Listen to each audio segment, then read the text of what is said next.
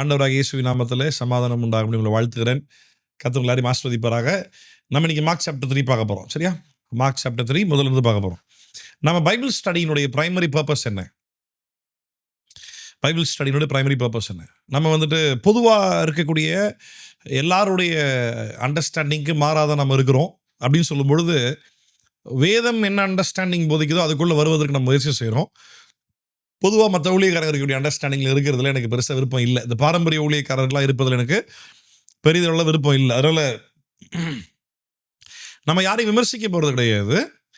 அதே நேரத்தில் யாரையும் சும்மா விட போகிறது கிடையாது. ஐயோ அவங்க பெரிய ஊழியக்காரங்க அப்படின்ற பேரில் நம்ம அவங்கள எதுவும் சொல்லாமல் இருக்க போகிறது இல்லை. அதே நேரத்தில் இந்த ஏற்கனவே ஊழியம் பண்ணுற ஊழியர்களை நம்ம எதனா சொல்லி தான் ஆகணும் அப்படின்ற அந்த ஒரு கட்டாயத்துக்குள்ளே போக போகிறது கிடையாது.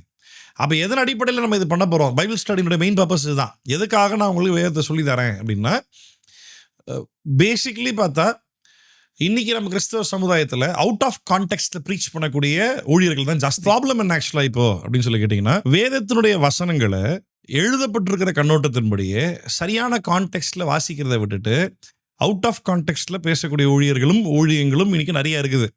ஸோ பைபிள் ஸ்டடியினுடைய பிரைமரி பர்பஸ், மெயின் பர்பஸ் என்ன அப்படின்னா, வேதத்தில் இருக்கக்கூடிய வசனங்களை, சொல்லப்பட்டிருக்கிற வசனத்தை யார் சொன்னா, யாருக்காக சொன்னா, இதை நேரில் போய் சொல்லாமல் ஏன் எழுதி ஒரு நிருபமா, இல்லை ஒரு சுவிசேஷ புஸ்தகமா, இல்லை ஒரு சரித்திர புஸ்தகம் அப்போஸ்தலரை போல் ஏன் எழுதுனாங்க, அது நம்ம கையில் எப்படி வந்தது, அவருடைய நம்பகத்தன்மை எந்த அளவுக்கு இருக்குது, இது எல்லாத்தையும் வெரிஃபை பண்ணி எழுதப்பட்ட சத்தியத்தினுடைய சரியான நோக்கத்தை புரிந்து கொள்வது தான் பைபிள் ஸ்டடியினுடைய பிரைமரி பர்பஸ்.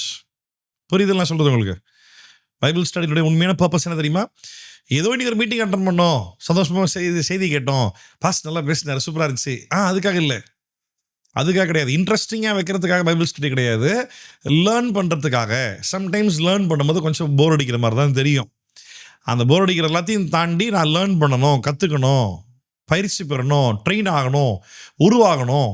யார் என்ன கேட்டாலும் நான் பயப்படாமல் சத்தியத்தை தைரியமாக பேசுகிறதுக்கு எனக்கு அடிப்படையான உபதேசம் எனக்கு தெரியணும் அப்படின்னா நீங்கள் பைபிள் ஸ்டடி கண்டிப்பாக என்ன பண்ணி ஆகணும்? ஜாயின் பண்ணி தான் ஆகணும், நீங்கள் படிச்சு தான் ஆகணும், நீங்கள் தெரிஞ்சு தான் ஆகணும். சரியா? That is the purpose of the Bible study. அப்போ பைபிள் இருக்க சத்தியங்கள் பார்க்கும் பொழுது அநேக நேரங்களில் நிறைய வசனங்கள் பொதுவாக இது வரைக்கும் பாரம்பரியமான சபைகளில் இந்த மீனிங்கில் இல்லை, இந்த மாதிரி தான் சொல்லிக்கிட்டு இருக்காங்க அப்படின்ற அந்த கம்பேரிசன்லாம் வர ஆரம்பிக்கும். நிறைய பேர் திட்டுற மாதிரி இருக்கும், நிறைய பேர் காட்டி கொடுக்குற மாதிரி இருக்கும், இல்லை அந்த மாதிரி நிறைய நடக்கும். அப்போது நம்ம டென்ஷன் ஆகாமல், மனுஷனுக்கு சப்போர்ட் பண்ணாமல், ஊழியக்காரர்களை மேன்மை நினைக்காம, கர்த்தருடைய வார்த்தைக்கு இருக்கக்கூடிய அதிகாரத்தை விட வேறு யாருக்கு அதிகாரம் இல்லை அப்படின்றத புரிஞ்சுக்கிட்டு தெரிஞ்சுக்கிட்டு கர்த்தருடைய வார்த்தை என்ன பண்ணணும்? கற்றுக்கொள்வதற்கு முயற்சி எடுக்க வேண்டும். சரியா? ஸோ அந்த முயற்சியின் பாதையில் தான் நம்ம இன்றைக்கி இருக்கிறோம். ஆண்டவர் நமக்கு அந்த வாய்ப்புகளை ஏற்படுத்தி கொடுத்துருக்கிறார். ஓகே, மார்க் 3ஆம் அதிகாரம் கையில் பைபிள் இருக்கவங்க எடுத்துக்கங்க. மார்க் 3ஆம் அதிகாரம் கையில் பைபிள் இருக்கவங்க எடுத்துக்கங்க. பைபிள் இல்லாதவங்க தயவுசெய்து பைபிள் எடுத்துக்கங்க கையில். வாசிக்கும் போது என் கூட சேர்ந்து வாசிக்கணும், படிங்க, என்னோட கூட சேர்ந்து பைபிளை பாருங்கள். சந்தேகங்கள் இருந்தால், வாய்ப்பு இருந்தால் குறுக்கே கேளுங்க, லாஸ்ட்டாக கேட்டுக்கலாம் சந்தேகங்கள். கடைசி கொஸ்டின்ஸ் டைம் உண்டு. ஓகேவா? மார்க் 3ஆம் அதிகாரம் முதல்ல வாசிக்கலாம். மறுபடியும் அவர் ஜெப ஆலயத்தில் பிரவேசித்தார். கவனிச்சிங்களா? எப்பெல்லாம் பைபிள் படிக்கிறீங்களோ, பைபிள் வாசிக்கும் போது 2 ரூல் சொல்லி கொடுத்துருக்கேன் உங்களுக்கு. ஞாபகம் தான், மறுபடியும் ரிமைண்ட் பண்ணுறேன். வேதத்தை வாசிக்கும் போது நிதானமாக தான் வாசிக்கணும், ஒன்று. ரெண்டாவது, இலக்கணம் அறிந்து வாசிக்கணும். பாஸ்ட் டென்ஸில் இருக்கா, ப்ரெசன்ட் டென்ஸில் இருக்கா, ஃபியூச்சர் டென்ஸில் இருக்கா. இப்போ இந்த இடத்துல ஃபார் எக்ஸாம்பிள் அந்தபடியே அப்படின்னா, அந்தபடியே பவுல் அப்படி படிச்சுட்டு போயிட்டே வந்துவிடாது. அந்தபடியே அப்படின்னா எந்தபடி ஏதோ சம்திங் ஒன்று கம்பேர் பண்ணி அப்படி பண்ணா பார்த்தியா, அதே மாதிரியே பவுல் திருப்பி என்ன பண்ணார் தெரியுமா அப்படின்றத மீனிங். அப்போ என்ன பண்ணாருன்றத ஏற்கனவே படித்ததை ஞாபகத்தில் வச்சுக்கணும், அதை மறக்கக்கூடாது. ஏற்கனவே பவுல் காரியத்தை சொல்லியிருக்காருன்னு மேலே படிக்கும் பொழுது, அதை படிச்சுட்டே வரும்பொழுது அந்தபடியே அப்படின்ட்டு குறுக்க வசனம் ஆரம்பிக்குதுன்னா, எந்தபடி? ஏற்கனவே மேலே சொன்னபடி. அவன் மேலே சொன்ன நடந்த ஒரு சம்பவமோ, இல்லை பவுல் சொன்ன ஒரு உபதேசமோ, இல்லை எழுதப்பட்ட அந்த வார்த்தைகளோ, அதுக்கும் இப்போ அந்தபடின்னு ஸ்டார்ட் ஆகுது. இதுக்கும் இன்னும் தொடர்ச்சியில் தான் இருக்குது, கண்டினியூஷனில் தான் இருக்குது. தனித்தனியாக வாசிக்க முடியாது. பைபிள்லேருந்து ஒரு வசனங்கள் எடுத்து தனித்தனியாக வாசிக்க முடியாது. நல்லா கவனிங்க. அதாவது கிறிஸ்தவர்கள் ப்ராமிஸ் கார்டு எடுத்து ஒரு வசனத்தை மட்டும் வாசிக்குவாங்க, சந்தோஷப்பட்டுக்குவாங்க. கிறிஸ்தவர்கள் டெய்லி காலையில் கேலண்டரில் போய் ஒரு வசனம் பார்ப்பாங்க. கிறிஸ்தவர்கள் ஒரு கிறிஸ்தவ அமைப்புக்குள்ளே போகும்பொழுது ஒரு வசனம் பார்த்தா அந்த வசனம் பார்த்து ஆண்டவர் கிட்ட இந்த வசனத்து மூலமாக நீங்கள் பேசினார் அப்படின்னு சொல்லுவாங்க. ஆனால் சீஷர்கள் நல்லா கவனிங்க. கிறிஸ்தவர்களுக்கும் சீஷர்களுக்கும் வித்தியாசம் உண்டு. நீங்கள் டிசைட் பண்ணுங்கள், நீங்கள் கிறிஸ்தவர்களா இல்லை இயேசுவின் சீஷர்களா அப்படின்றத டிசைட் பண்ணிக்கோங்க. கிறிஸ்தவர்கள்ன்றது மதத்தை சார்ந்தவர்கள், மத வழிபாடுபடி எல்லா காரியங்களும் செய்கிறவர்கள். சீஷர்கள்னு சொல்லும்பொழுது, நான் இயேசுவை பின்பற்றக்கூடிய சீஷன். என்ன ஆனாலும் எங்கள் ஐயாவை நான் ஃபாலோ பண்ணுவேன், எங்கே ஆனாலும் என்ன ஆனாலும் எங்கள் ஆண்டவரை நான் ஃபாலோ பண்ணுவேன், என்ன ஆனாலும் எங்கள் குருநாதரை நான் பின்பற்றுவேன், அவர் சொல்லிக் கொடுத்த உபதேசத்தை நான் ஃபாலோ பண்ணுவேன், என்ன ஆனாலும் நான் ஃபாலோ பண்ணி தான் ஆவேன். எந்த அளவுக்கு இயேசு சொல்லிக் கொடுத்துருக்காருன்னா, சாவே வந்தாலும் பரவாயில்ல, நீ என்னை பின்பற்றி வா, முடிவு பறிந்த வரை நிறைத்திரு, பின்வாங்கி போவாதன்னர். அப்போ வந்துட்டு அதுதான் வந்துட்டு சீஷர்களுக்குரிய அழகு. சீஷர்கள் யாருமே ஒரு வசனத்தை எடுத்து ஒரு வசனத்தை மாத்திரம் வைத்துக்கொண்டு இந்த ஒரு வசனத்தின் மூலமாய் கர்த்தர் என்னோடு பேசினார் சொல்லவே மாட்டாங்க. புரியுதா? சொல்லவே மாட்டாங்க. சீஷர்கள் என்றைக்குமே கேலண்டரில் டெய்லி காலையில் இருந்து கேலண்டரில் போய் வசனம்லாம் படிக்க மாட்டாங்க. சீஷர்கள் என்ன பண்ணுவாங்க? கர்த்தரை பின்பற்றக்கூடிய, இயேசுவை பின்பற்றக்கூடிய, ஆதி அப்போஸ்தல உபதேசத்தை போதித்த சீஷர்களை, அப்போஸ்தலர்களை பின்பற்றக்கூடிய இக்காலத்து சீஷர்களாகி நம்ம என்ன பண்ணுவோம் அப்படின்னா, வேதத்தை உட்காந்து வாசிப்போம். அரைகுறையாக வாசிக்க மாட்டோம், முழுசாக வாசிப்போம். பாதி படிச்சுட்டு பாதி மூடி வச்சுட்டு அப்புறம் பாதி விட்ட இடத்துல கண்டினியூ பண்ண மாட்டோம். எப்போ படித்தாலும் முழுமையாக தான் படிப்போம். அப்படி தான் படிக்கணும், அப்போ தான் புரியும். அதுவும் யார் எழுதுனா யாருக்கு எழுதுனா அப்படின்றத தெரிஞ்சு அவங்க 2 பேருக்குள்ள கான்வர்சேஷன் என்ன நடக்குது. பவுல் தீமோத்தேயுக்கு எழுதினாருன்னா பவுல் தீமோத்தேயுக்கு ஏன் எழுதினாரு, என்ன மென்ஷன் பண்ணியிருக்காரு, ஏன் இப்படி சொல்லியிருக்காரு, இதுக்கு மீனிங் என்ன, அதை ஆராய்ந்து கண்டறிந்து அதுக்கு கண்டிப்பாக ஆவியனர் ஹெல்ப் பண்ணுவார். வெளிப்பாடு கொடுக்க போகிறது கிடையாது. ஆவியனர் உட்காந்து மண்டையில் ஒன்றுக்குள்ள ஒரு ஸ்க்ரீனை போட்டு அப்படியே ரன் பண்ணி காட்டிக்கிட்டு இருக்க போகிறது கிடையாது. ஆனால் ஆண்டவரால் பண்ண முடியுமான்னு கேட்டால் அதையும் பண்ண முடியும், நான் இல்லைன்னு சொல்ல மாட்டேன். ஆனால் generally that is not going to happen. அது நடக்க போகிறது கிடையாது. அதற்கு மாறாக உட்கார்ந்து படி அப்படின்பார், தேடு, வாசி. உனக்கு முன்னாடி இருக்கிற ஊழியர்கள், உபதேசிகள், வேத ஆராய்ச்சியாளர்கள், வேத பண்டிதர்கள் இதை பற்றி என்ன சொல்லியிருக்காங்க, அவங்க புஸ்தகத்தை எடுத்து வாசி, படி. அதை படிக்கும் பொழுது அதை மெமரியில் வைக்கவோ, அதை புரிந்து கொள்ளவோ, நீ படித்த காரியங்களை தேவைப்படுற நேரத்தில் அதை ஞாபகப்படுத்த ஆவியானவர் கண்டிப்பாக உதவி செய்வார். இன்னைக்கு பொதுவாக சபைகளில் வெளிப்பாடுன்ற பேர்லேயே முழுக்க ஓட்டிக்கிட்டு இருக்காங்க, வாய்க்கு வந்தெல்லாம் சொல்லிக்கிட்டு இருக்காங்க. இப்போ இந்த விஜயோட எலெக்ஷன் பற்றி பார்த்தீங்களா? அதில் ஒரு கிறிஸ்டின் மீட்டிங்கில் கிறிஸ்தவ அமைப்பில் இவன் பிரச்சாரம் பண்ண வந்திருக்கும் பொழுது, ஆண்டவர் சொல்லுகிறார், நிச்சயமாய் சொல்லுகிறேன், இன்றைக்கு மாத்திரமல்ல என்றென்றைக்கும் இவரையே முதல்வராய் கர்த்தர் வைப்பார். இப்போ என்ன ஆகிப்போச்சு? இப்போ அவர் பெரிய தீர்க்கதரிசி ஆயிட்டார். இப்போ அவர் அதே நேரத்தில் இன்னொரு ஊழியக்காரர் ஒருத்தர் புது வருஷ ப்ராஃபஸி, நியூ இயர் ப்ராஃபஸின்ற பேரில் சொல்லும் பொழுது, புது ஆட்சிகள் யார் வந்தாலும் ஆட்சியை பிடிக்க போகிறது கிடையாது, ஏற்கனவே இருக்கிற ஆட்சி தான் கண்டினியூ ஆகும்னு சொல்லி கர்த்தர் சொல்லுகிறார். இது கர்த்தருடைய வார்த்தைன்னு நியூ இயர் சர்வீஸில் அவர் சொல்லியிருக்காரு. அவர் சோ கால்டு தீர்க்கதரிசி சம்திங் ஏதோ வசனம் என்ன சொல்லுது, கர்த்தர் சொன்னார்னு சொல்லி ஒரு தீர்க்கதரிசி சொல்லி அது நிறைவேறாமல் போனால் அவன் கள்ள தீர்க்கதரிசி இருப்பான், அவனை கல்லரிசி கொண்டுருன்னார். இது யாருன்னா செய்வாங்களா? செய்ய மாட்டாங்க. ஆனால் இவர் தீர்க்கதரிசி ஏற்றுக்குவாங்களா? ஏற்றுக்குவாங்க. இதை கண்மூடித்தனமாக நம்பி அப்படியே ஃபாலோ பண்ணுற மக்கள் இருக்காங்களா? இருக்காங்க. அதில் நம்மளும் இருக்கணுமான்னு கேட்டால் வாய்ப்பே இல்லை. நீங்களும் நானும் அந்த கண்மூடித்தனமான கூட்டத்தில் ஊழியர்கள்ன்ற பேரில், தீர்க்கதரிசிகள்ன்ற பேரில் மனுஷனுக்கு பயந்து, மனுஷனை பெரிய ஆளாக நினச்சி, என்னோட அவருக்கு ஒரு ஸ்பெஷல் அனாயிண்டிங் இருக்குது, என்னோட அவர் மேலே ஒரு விசேஷித்த அபிஷேகம் இருக்குது, என்னை விட ஆவியானவர் அவர் மேலே வல்லமையாக கிரியை செய்கிறாரு, அதெல்லாம் அப்படிலாம் நீ நினச்சிக்கிட்டு இருந்தீங்கன்னா நீ இன்னும் அந்த கிறிஸ்தவ கூட்டத்துக்குள்ளேயே மதவாதியாக இருக்கிறே தவிர உனக்கும் இயேசுவுக்கும் சம்மந்தமே இல்லை. இயேசுவோடு தனிப்பட்ட உறவு இல்லை. இயேசுனா யாருன்ற அந்த ரிலேஷன்ஷிப் இல்லை. ஆமாம், சரியா? பேசிக்காக சொல்ல போனால் ரசிக்கப்படலன்னு தான் சொல்லுவேன். ஓகேவா? ஸோ வேதத்தை வாசிக்கும்போது அப்படி தான் வாசிக்கலாம். இப்போ மறுபடியும் அவர் ஜெபாலயத்தில் பிரவேசித்து அப்படின்னா நம்ம வாசித்த ஃபர்ஸ்ட் 2 அதிகாரத்தில் ஏற்கனவே அவர் சினகாக்னா ஜெபாலயம், சினகாக்குள்ள ஏற்கனவே அவர் ஒரு தடவை போய் ஒரு சம்பவத்தை பண்ணிட்டு வந்திருக்கிறார். இது ஃபஸ்ட்டு சம்பவம் இல்லை, 2வது சம்பவம். மார்க் எவ்வளோ தெளிவாக எழுதுறாரு பாருங்க. மார்க் எழுதியது யூதர்களுக்காக இல்லை, புறஜாதியார்களுக்காக எழுதினார். கரெக்டாக? நான் ஜூவிஷ் பீப்புள், யூதர்களுக்காக எழுதலை, புறஜாதியார்களுக்காக மார்க் எழுதினார்.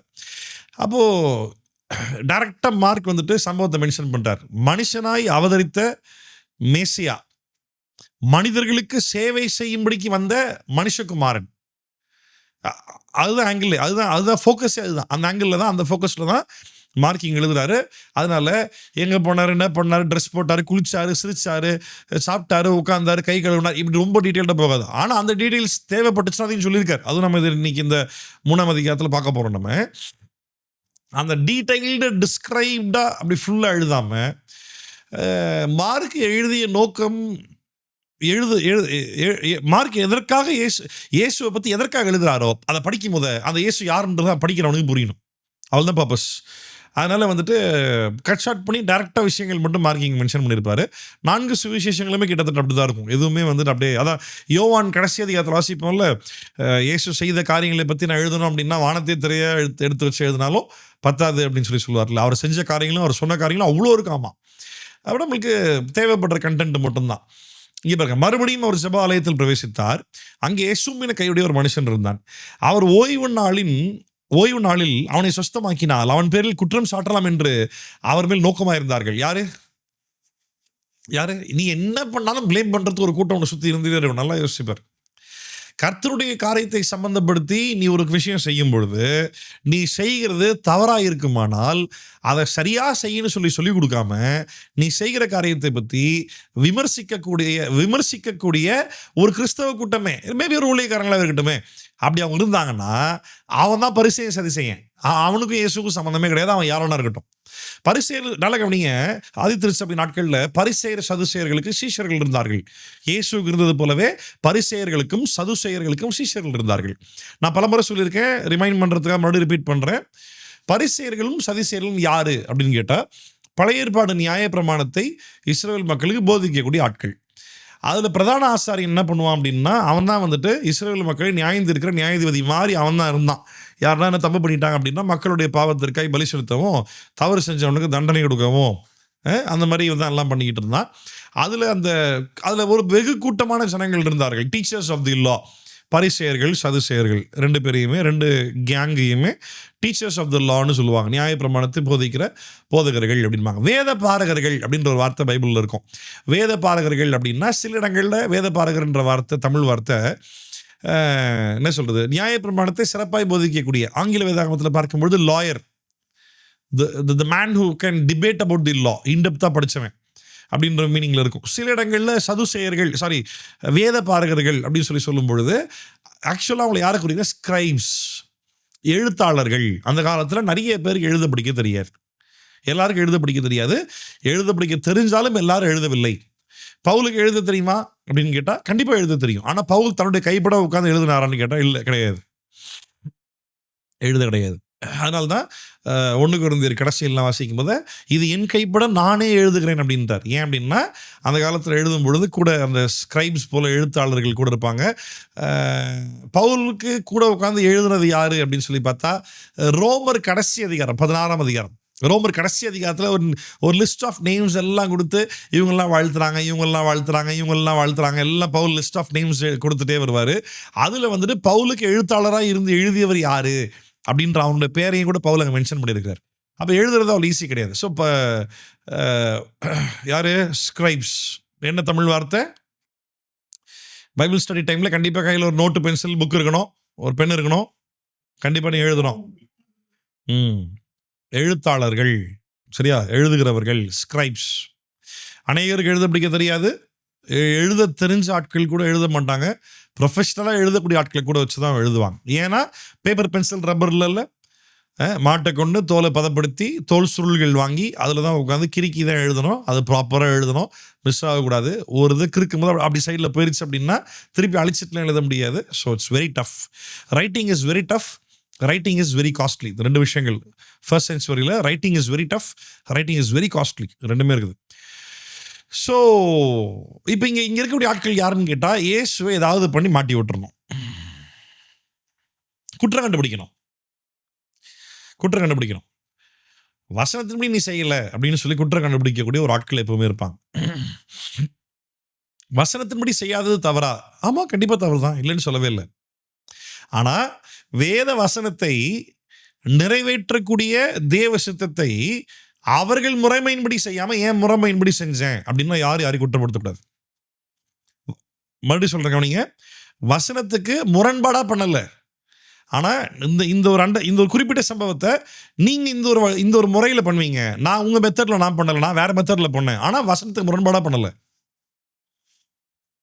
இதை யாரும் விமர்சிக்கவே கூடாது. ஆக்சுவலாக இது யாரும் விமர்சிக்கவே கூடாது. ஃபார் எக்ஸாம்பிள், இப்போ உங்களுக்கு புரியுற மாதிரி சொல்லணும் அப்படின்னா, ஒரு ஒரு பப்ளிக் டெக்காரம்னு ஒன்று இருக்குது. ஒரு ஒரு மேடை நாகரிகம், பப்ளிக்கில் வரும்பொழுது ஒரு மேடை நாகரிகம்னு இருக்குது. அதுக்கு ஏற்ற மாதிரி ஒரு ஃபார்மல்ஸ் ட்ரெஸ், ஒரு ஷர்ட், ஒரு பேண்ட் தப்பு இல்லை. அது நம்ம ஊரில் அப்படி. மற்ற வெஸ்டர்ன் கண்ட்ரீஸ் நிறைய இடங்களில் பார்த்தீங்கன்னா சர்ச்சில் பாஸ்டர்ஸே வந்து நார்மல் டிஷர்ட்டில் வருவாங்க. ஆனால் நமக்கு அது வித்தியாசம் தெரியறதில்ல. அவங்க ஊரில் அஃபிஷியல் டிஷர்ட்னே ஒன்று இருக்குது. நார்மல் டிஷர்ட் வீட்டில் போடுறது இருக்குது, அஃபிஷியல் டிஷர்ட் இருக்குது. வீட்டில் போடுற ஷார்ட்ஸ் இருக்குது, அஃபிஷியல் ட்ரௌசர்ஸ் இருக்குது. அந்த வீட்டில் போடுற ஷார்ட்ஸை போட்டு வரமாட்டாங்க, அஃபிஷியல் ட்ரௌசர்ஸ் போட்டு தான் வருவாங்க. நமக்கு இந்த ட்ரெஸ் கோட்னுடைய டிஃப்ரென்சஸ்லாம் பெருசாக தெரியறது கிடையாது. நம்ம என்ன பண்ணுறோம், கோட் சூட் தான் போட்டு வரணும், அது நம்ம கல்ச்சரே கிடையாது. இல்லை ஒயிட் ஷர்ட் தான் கண்டிப்பாக போட்டு ஆகணும். சர்ச்சில் ஊழியக்காரனா கம்பல்சரி என்ன கலரில் போடணும், ஒயிட் கலரில் தான் ட்ரெஸ் போட்டு ஆகணும். இது ஒயிட் கலரில் ட்ரெஸ் போடலை அப்படின்னா உடனே விமர்சிக்க ஆரம்பிச்சிருவாங்க. என்னுடைய இஷ்டத்தின்படி நான் செய்கிறேன், ஆனால் எனக்கு பிடித்த விதத்தில், எனக்கு புரிஞ்ச விதத்தில், இல்லாட்டி மக்களுக்கு ரீச் பண்ணக்கூடிய விதங்கள் ஈஸியாக நான் செய்கிறேன். ஆனால் வசனத்துக்கு முரண்பாடாக நான் செய்யலை அப்படின்னா யாரும் விமர்சிக்க கூடாது. ஆனால் எல்லாரும் செய்யக்கூடிய அதே வெளித்தோற்றமான முறைமையில் தான் ஒருத்தன் ஊழியம் செய்கிறான், ஆனால் வசனத்துக்கு முரண்பாடாக செய்கிறான் அப்படின்னா கண்டிப்பாக திட்டி தான் ஆகணும். ஆனால் இன்னைக்கு கிறிஸ்தவ சமுதாயம் எப்படி இருக்குது அப்படின்னா, நாங்கள் ஒரு விதத்தில் பண்ணுறோம்பா, இது இப்படி தான்ப்பா நீ பண்ணும்பா, இது மாற்றிலாம் பண்ணக்கூடாதுப்பா அப்படின்னா அப்படின்ற விஷயத்தை எதில் சொல்கிறாங்கன்னா வசனத்தில் சொல்கிறது இல்லை. அந்த வெளித்தோற்றமான முறை எங்களுக்கு பிடிக்கல அப்படின்னு சொல்லி அதை விமர்சிக்கிற ஆட்கள் தான் இருக்கிறாங்க. இப்போ நல்லா கவனிங்க, ஆண்டவர் ஓய்வு நாளை மனிதனுக்காக படைத்தார். மனிதர்கள் ஓய்ந்திருக்க வேண்டும், உங்களுக்கு ரெஸ்ட் வேணும், ரொம்ப ஓடாத, ரெஸ்ட் எடு அப்படின்னு சொல்லி படைச்சார். இன்னைக்கு இயேசு கிறிஸ்து வாழ்ந்த நாட்கள் வரைக்கும், இயேசு கிறிஸ்து வாழ்ந்த நாட்கள் இருந்து ஆரம்பத்திலிருந்து இயேசு கிறிஸ்து பூமியில் வந்த நாட்கள், அந்த நாட்கள் வரைக்கும் இந்த யூதர்கள் என்ன பண்ண ஆரம்பிச்சிட்டாங்க அப்படின்னா, மனுஷனுக்காக ஓய்வு நாள் சிருஷ்டிக்கப்பட்டுச்சு, மனுஷன் ரெஸ்ட் எடுக்கணும், அதுக்காக தேவன் கொடுத்தாரு அப்படின்றத கம்ப்ளீட்டாக மறந்துட்டு ஓய்வு நாளுக்காக இவன் சேவை செய்ய ஆரம்பிச்சிட்டான். மனுஷனை விட ஓய்வு நாள் முக்கியன்ற லெவலில் போக ஆரம்பிச்சிட்டான். அதுக்கு ஒரு பெஸ்ட் எக்ஸாம்பிள் தான் இப்போ நம்ம இந்த மார்க் 3ஆம் அதிகாரத்தில் பார்த்துட்டு இருக்கோம். சூம்பின கையுடைய ஒரு மனுஷன் ஒருத்தர் இருந்தான். அவர் ஓய்வு நாளில் அவனை சுஸ்தமாக்கினால் அவர் பேரில் குற்றம் சாட்டலாம் என்று அவர் மேல் நோக்கமாக இருந்தார்கள். கவனிச்சிங்களா? எப்படியாவது இயேசு மேல ஒரு குற்றச்சாட்டு வச்சிடலாம் அப்படின்னு நோக்கமாக இருக்காங்க. அப்போ இயேசு என்ன பண்றாரு பாருங்க. அப்பொழுது அவர் சூம்பின கையுடைய மனுஷனை நோக்கி, எழுந்து நடுவே நில் என்று சொல்லி, கைதான் பிரச்சனை, கால் இல்லை, சூம்பின கை. பா ஏன்சிங்க வா, நடு நில்லு, தேவாலயத்தில் ஏன்சிங்க வா, நடு ஆலயத்தில் வந்து நில்லு வா, நிற்க வச்சுட்டு பாருங்களேன். இதெல்லாம் நேரில் பார்த்துட்டு தான் வேற லெவலில் இருந்திருக்கு உண்மையாகவே. இயேசு டெமான்ஸ்ட்ரேஷன் பண்ணி காட்டிப்பா, இங்கே வா, இங்கே நில்லு வா அப்படின்னு சொல்லிட்டு அவங்கள பார்த்து, யாரை பார்த்து வெயிட் பண்ணிக்கிட்டு இருக்காங்கல்ல, இவர் ஓய்வு நாள் அன்றைக்கி எதனா பண்ணிட்டாருன்னா பிடிச்சிடலாம், அவர் அவள் தான் இவர் இதோட காலி பண்ணிடலாம் அப்படின்னு வெயிட் பண்ணிட்டு இருக்காங்கல்ல. அவங்க என்ன நினைக்கிறாங்கன்றது இயேசுக்கு தெரியுது. சரி, என்னோட நினச்சிட்டு பாப்பா, நல்லா கிடைங்களேன், யார் என்ன நினச்சா நம்மளுக்கு என்ன, நம்ம பண்ணுறது நம்ம பண்ணிட்டு போகலாமே, நம்ம எதுக்கு மற்றவனை பற்றி பேசிட்டு. இந்த வார்த்தை தான் நிறைய ஊழியக்காரங்க என்கிட்ட சொல்கிறாங்க. அப்படிலாம் விட்டலாம் போக முடியாது. எண்ணங்கள் தவறாக இருக்குமானால் சரிப்படுத்த வேண்டும், சொற்கள் தவறாக இருக்குமானால் சரிப்படுத்த வேண்டும், செய்கைகள் தவறாக இருக்குமானால் சரிப்படுத்த வேண்டும். சரிப்படுத்துகிறவன் தான் கிறிஸ்தவன். கிறிஸ்தவன்றதோட சரிப்படுத்துகிறவன் தான் நல்ல சீஷன், சரிப்படுத்துகிறவன் தான் உண்மையான ஊழியக்காரன். ஏனென்றால் கர்த்தருடைய வார்த்தை கொண்டு போதிக்க, சிட்சிக்க, சீர்படுத்த. 2 தீமோத்தேயு 3ஆம் அதிகாரம் கடைசி 2 வசனங்கள். அதற்காக தான் கர்த்தருடைய வார்த்தை பரிசுத்த ஆவியானவரால் அருளப்பட்டிருக்கிறது. ஆனால் இன்னைக்கு வந்துட்டு நமக்கு என்ன, யார் என்ன பண்ணா நமக்கு என்னப்பா, கர்த்தர் பார்த்துக்குவார்ப்பா, அதுக்காக ஆண்டவர் அப்படி சொல்லவே கிடையாது. ஏன்னா ஆண்டவரே அப்படி பண்ண கிடையாது. ஆண்டவரே பண்ண, நான் ஊழியக்காரங்களை போய் நம்ம எதுக்கு பேசிக்கிட்டு. தனிப்பட்ட, நான் பலமுறை சொல்லியிருக்கேன், ஒரு மனிதன் தனிப்பட்ட விதத்தில் பாவம் செய்தானால் அவன் மனம் வருதுன்னா அவனை மன்னி, மனம் வருந்தலை அப்படின்னா கூட 2 பேரை கூட்டு போய் தெரியப்படுத்து. அப்பவும் அவன் திருந்த மாட்டேங்கிறான்னா சபைக்கு தெரியப்படுத்து. சபை போதகரை சொல்லி அவன் கீழ்ப்படியலைன்னா சபையை விட்டு ஒதுக்கி வை. இது நான் சொல்லலை, மத்திய 18ஆம் அதிகாரத்தில் இயேசு சொல்லியிருக்காரு, 1 கொரிந்தியர் 2ஆம் அதிகாரத்தில் பவுல் செஞ்சிருக்காரு. ரைட்டா? தானா தனிப்பட்ட விதத்தில் பாவம் செஞ்சு, தனி மனிதன் பாவம் செய்து மனம் வருதுனானா அது எவ்வளவு கொடுமையான பாவமாக இருந்தாலும் பரவாயில்ல, ஜஸ்ட் ஃபர்கிவ் ஹிம். லூக்கா 17ஆம் அதிகாரம் நினைக்கிறேன், ஆரம்பத்திலிருந்து இயேசு சொல்லித்தரார், உன்னுடைய சகோதரன் யாராவது ஒருத்தர் உனக்கு விரோதமாக எத்தனை முறை பாவம் செய்து எத்தனை முறை மனம் வருந்தினாலும் நீ என்னை மன்னினார்.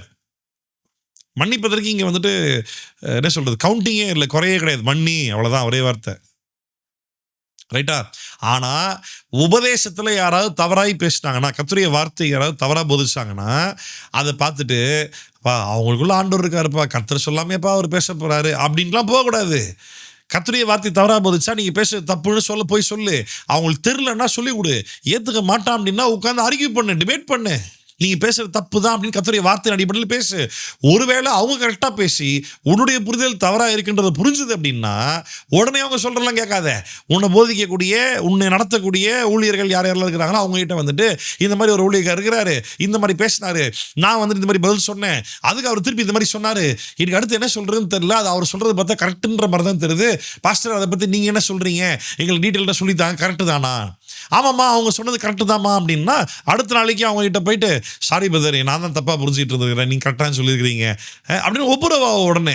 இல்லை அவங்க சொன்ன தப்பாக சொல்லி கொடுத்துருக்காங்கன்னு ஊழியக்காரங்க தெளிவாக சொல்லி கொடுத்தாங்கன்னா அடுத்த நாளைக்கு மறுபடியும் போய் நீங்கள் ஒரு விஷயம் சொன்னீங்களா, அதுக்கு நான் இப்படி சொன்னேன்னா அது நீங்கள் இப்படி சொல்லி ஒன்று சமாளிச்சிங்களே, ஆனால் அப்படி இல்லை, பைபிள் இப்படி தான் இருக்குது பாரு அப்படின்ட்டு வசனத்தை எடுத்து காட்டி பேச ஆரம்பி. இது ஊழியக்காரனா ஊழியக்காரன் இல்லையான்ற கேள்வியே கிடையாது. If you can't correct somebody, you cannot stand for God in the field, in the ministry. ஒருவனை திருத்துவதற்கு தைரியமும் பக்குவமும் வேத ஞானமும் உனக்கு இல்லை அப்படின்னா நீ தேவராஜ்யத்தில் ஊழியத்தில் பணம் நிற்கவே முடியாது, பண்ணவே முடியாது.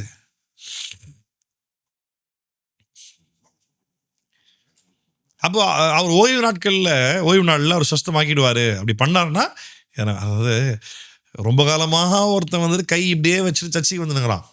கை இப்படி சூம்பின கை இப்படி இது சூம்பி விட்டுது கை.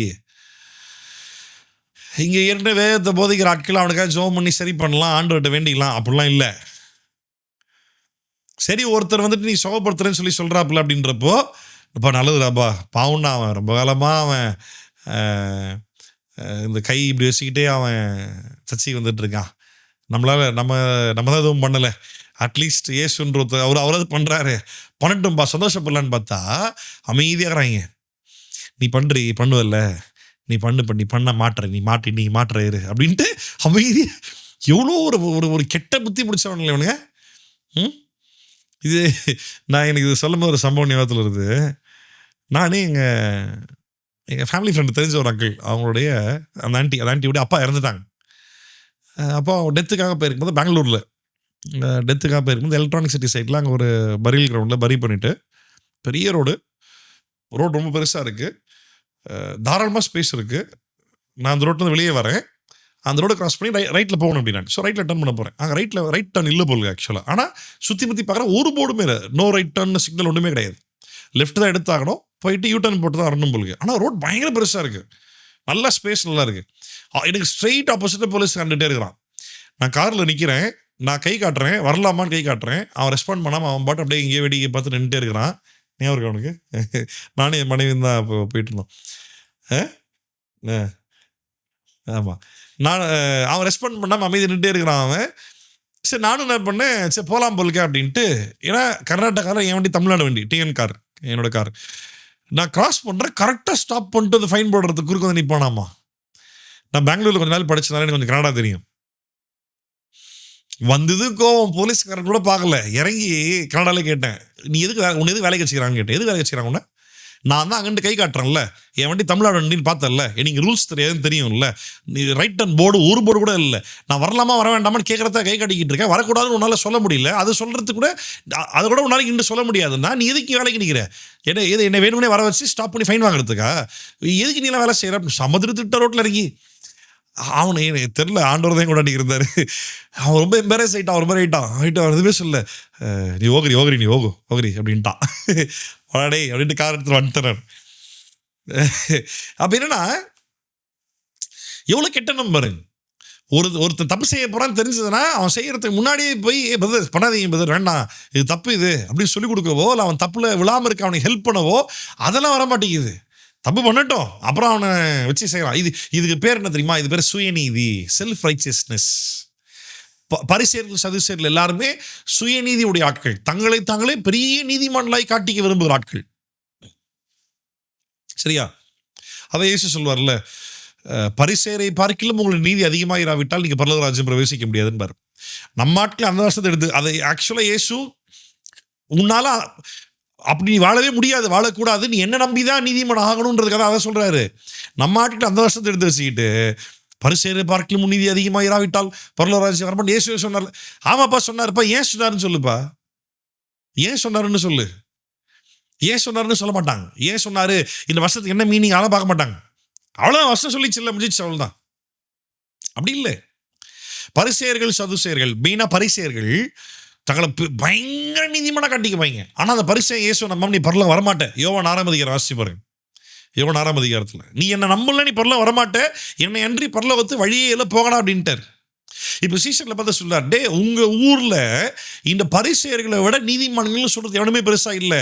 அவன் பயங்கர நீதிமானத்தை காட்டிக்கிறான்ல, ஆனால் நான் உனக்கு சொல்கிறேன்டா, அவனை விட அதிகமான நீதி உனக்கு இல்லைனா நீ பரலோகம் வரமாட்டேன் அப்படின்ட்டார். என்ன மீனிங் தெரியுமா? இருக்கிறதுலே அவன் தான் நீதிமான் அப்படின்னா கிரியைகளில் தன்னை பெரிய நீதிமானை காட்டிக்கக்கூடிய ஆட்கள் அவங்க. அவனோட அதிகமான நீதி உனக்கு வேணும் அப்படின்னா அவனோட அதிகமான கிரியை செய்கின்ற மீனிங்ல இயேசுவாங்க சொல்லலை. அவனோட அதிகமான கிரியை எவனும் செய்ய முடியாது, ஆனால் அவனே வரமாட்டான் நான் சொல்லுகிறேன். அப்போ என்ன அர்த்தம்? என்ன நம்பு, நான் தான் உன்னை நீதிமானாக்குவேன். உன் சுய நீதி தேவனுக்கு முன்பாக உனக்கு குவாலிஃபை பண்ணாது. தேவ நீதி தான் ஆண்டவர் அவருடைய சன்னிதானத்தில் குவாலிஃபை பண்ணும். அதை பவுல் திருப்பி திருப்பி எழுதுறாரு. நம்மை தகுதிப்படுத்துகிறார் அவரே. ஆமென். நம்மளை தகுதிப்படுத்துறது யாரு? ஆண்டவர் தான் தகுதிப்படுத்துறார். ரைட்டா? அப்போ கவனிங்க, இந்த ஸ்டடி, பைபிள் ஸ்டடியோட நோக்கமே இதுதான்.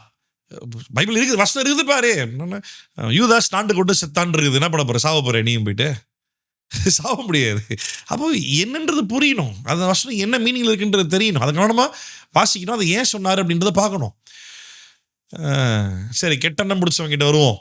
என்ன பண்ணுறாங்க பாரு இவங்க.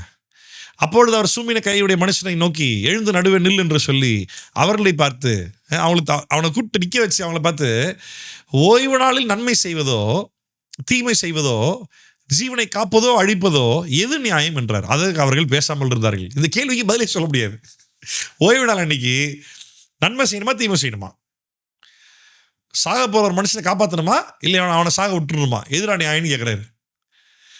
இப்போ அங்கனத்தை நடந்திருக்கோம். இந்த மனுஷங்கிட்ட வாயை திறந்து பேசவும் முடியல, இந்த மனுஷனை பற்றி மனுஷன் நினைக்கவும் முடியல. வாயை திறந்து பேசினாலும் திருப்பி சப்பு சப்புன்னு சாத்துறாப்புல, மனசுக்குள்ள நினைச்சாலும் கண்டுபிடிச்சி பதில் சொல்லிடுறாப்புல. இது பதிலே சொல்ல. அவர்கள் பேசாமல் இருந்தார்கள். அவருடைய இருதய கடினத்து நிமித்தம் அவர் व्यसனப்பட்டு, பாருங்களேன், அவங்களுடைய இருதயம் கடினப்பட்டதுனால ஆண்டவர் व्यसனப்படுறார். கோபத்துடனே சுற்றிலும் இருக்கிறவர்களை பார்த்து அந்த மனுஷனை நோக்கி, உன் கையை நீட்டு என்றார். அவன் நீட்டினான். அவன் கை மறுக்கையை போல் சொஸ்தமாயிற்று. ஆமென். என்ன ஒரு அழகான அற்புதம் பாரு. அதாவது இங்க இயேசு ஒரு காரியத்தை தெளிவாக டிக்ளேர் பண்றாரு. டே, நீ என்ன பண்ணாலும் நான் செய்யறதை உங்களால் ஸ்டாப் பண்ண முடியாதுடா. இயேசுவை பின்பற்ற ஆட்களுக்கு இதே போல ஒரு வைராக்கியம் வேணும். நீ என்ன பண்ணாலும் கர்த்தருக்காக நான் செய்கிற காரியத்தை உன்னால் ஸ்டாப் பண்ண முடியாது. Unless and until if you explain me what I'm doing is wrong according to the word of God. கர்த்தருக்காக நான் செய்கிற காரியத்தை உன்னால் ஸ்டாப் பண்ணவே முடியாது. ஒருவேளை நான் செய்கிற காரியம் கர்த்தருடைய வேதத்தின்படி வார்த்தையின்படி தவறாக இருக்குமானால் சொல்லு, நிப்பாட்டிக்கிறேன், திருத்திக்கிறேன், கரெக்டாக ஊழியம் செய்ய ட்ரை பண்ணுறேன். இல்லட்டில் என்ன ஸ்டாப்லாம் பண்ண முடியாது. எவனுக்காக ஸ்டாப் பண்ண முடியாது. நான் இயேசுவை பற்றி சொல்லுவேன்னா சொல்லுவேன், வருஷத்தை பற்றி சொல்லுவேன்னா சொல்லுவேன், இந்த ஊழியர் தப்பாக இருக்கானா தப்புன்னு சொல்லுவேன், இந்த உபதேசம் தப்புனா தப்புன்னு சொல்லுவேன். பிரபலமான ஊழியர் 4 மாவடியில் பயங்கரமாக இருக்கிறாப்புல, சித்தூரில் மீட்டிங்காக வந்திருக்காரு. சித்தூர் எம்எல்ஏ பார்த்தான், பெரிய க்ரௌடு, நேராகவே மோகன் சிலாசஸ் காலில் விட்டான். இனிதான் ஃபோட்டோவை பார்த்தேன் நான். அவன் பயங்கர குண்டாகிறான், குடிய கூட முடியல அவனால. எதுக்கே? எம்எல்ஏ எலெக்ஷனுக்காக, சீட்டுக்காக. இப்போ யாருமே திருப்பி பெர்மிஷன் இல்லாமல் பெரிய க்ரௌடு, பெரிய மீட்டிங், பெரிய ஸ்டேஜ், பர்மிஷன் இல்லாமல் எவனும் ஸ்டேஜ் மேலே ஏறி வர முடியாதுல்ல. கண்டிப்பாக கேட்டிருப்பாங்க, சித்தூர் எம்எல்ஏ வந்திருக்கிறாரு, மேடைக்கு வரணும்னு கேட்குறாரு, வரவே கேட்டுமா? ஒரு ஊழியக்காரன் என்ன சொல்லணும்? இப்போ நீங்கள் சொல்லுங்கள், நான் இருந்தால் என்ன பண்ணணும்? நான் என்ன சொல்லணும்னு நீங்கள் சொல்லுங்கள்.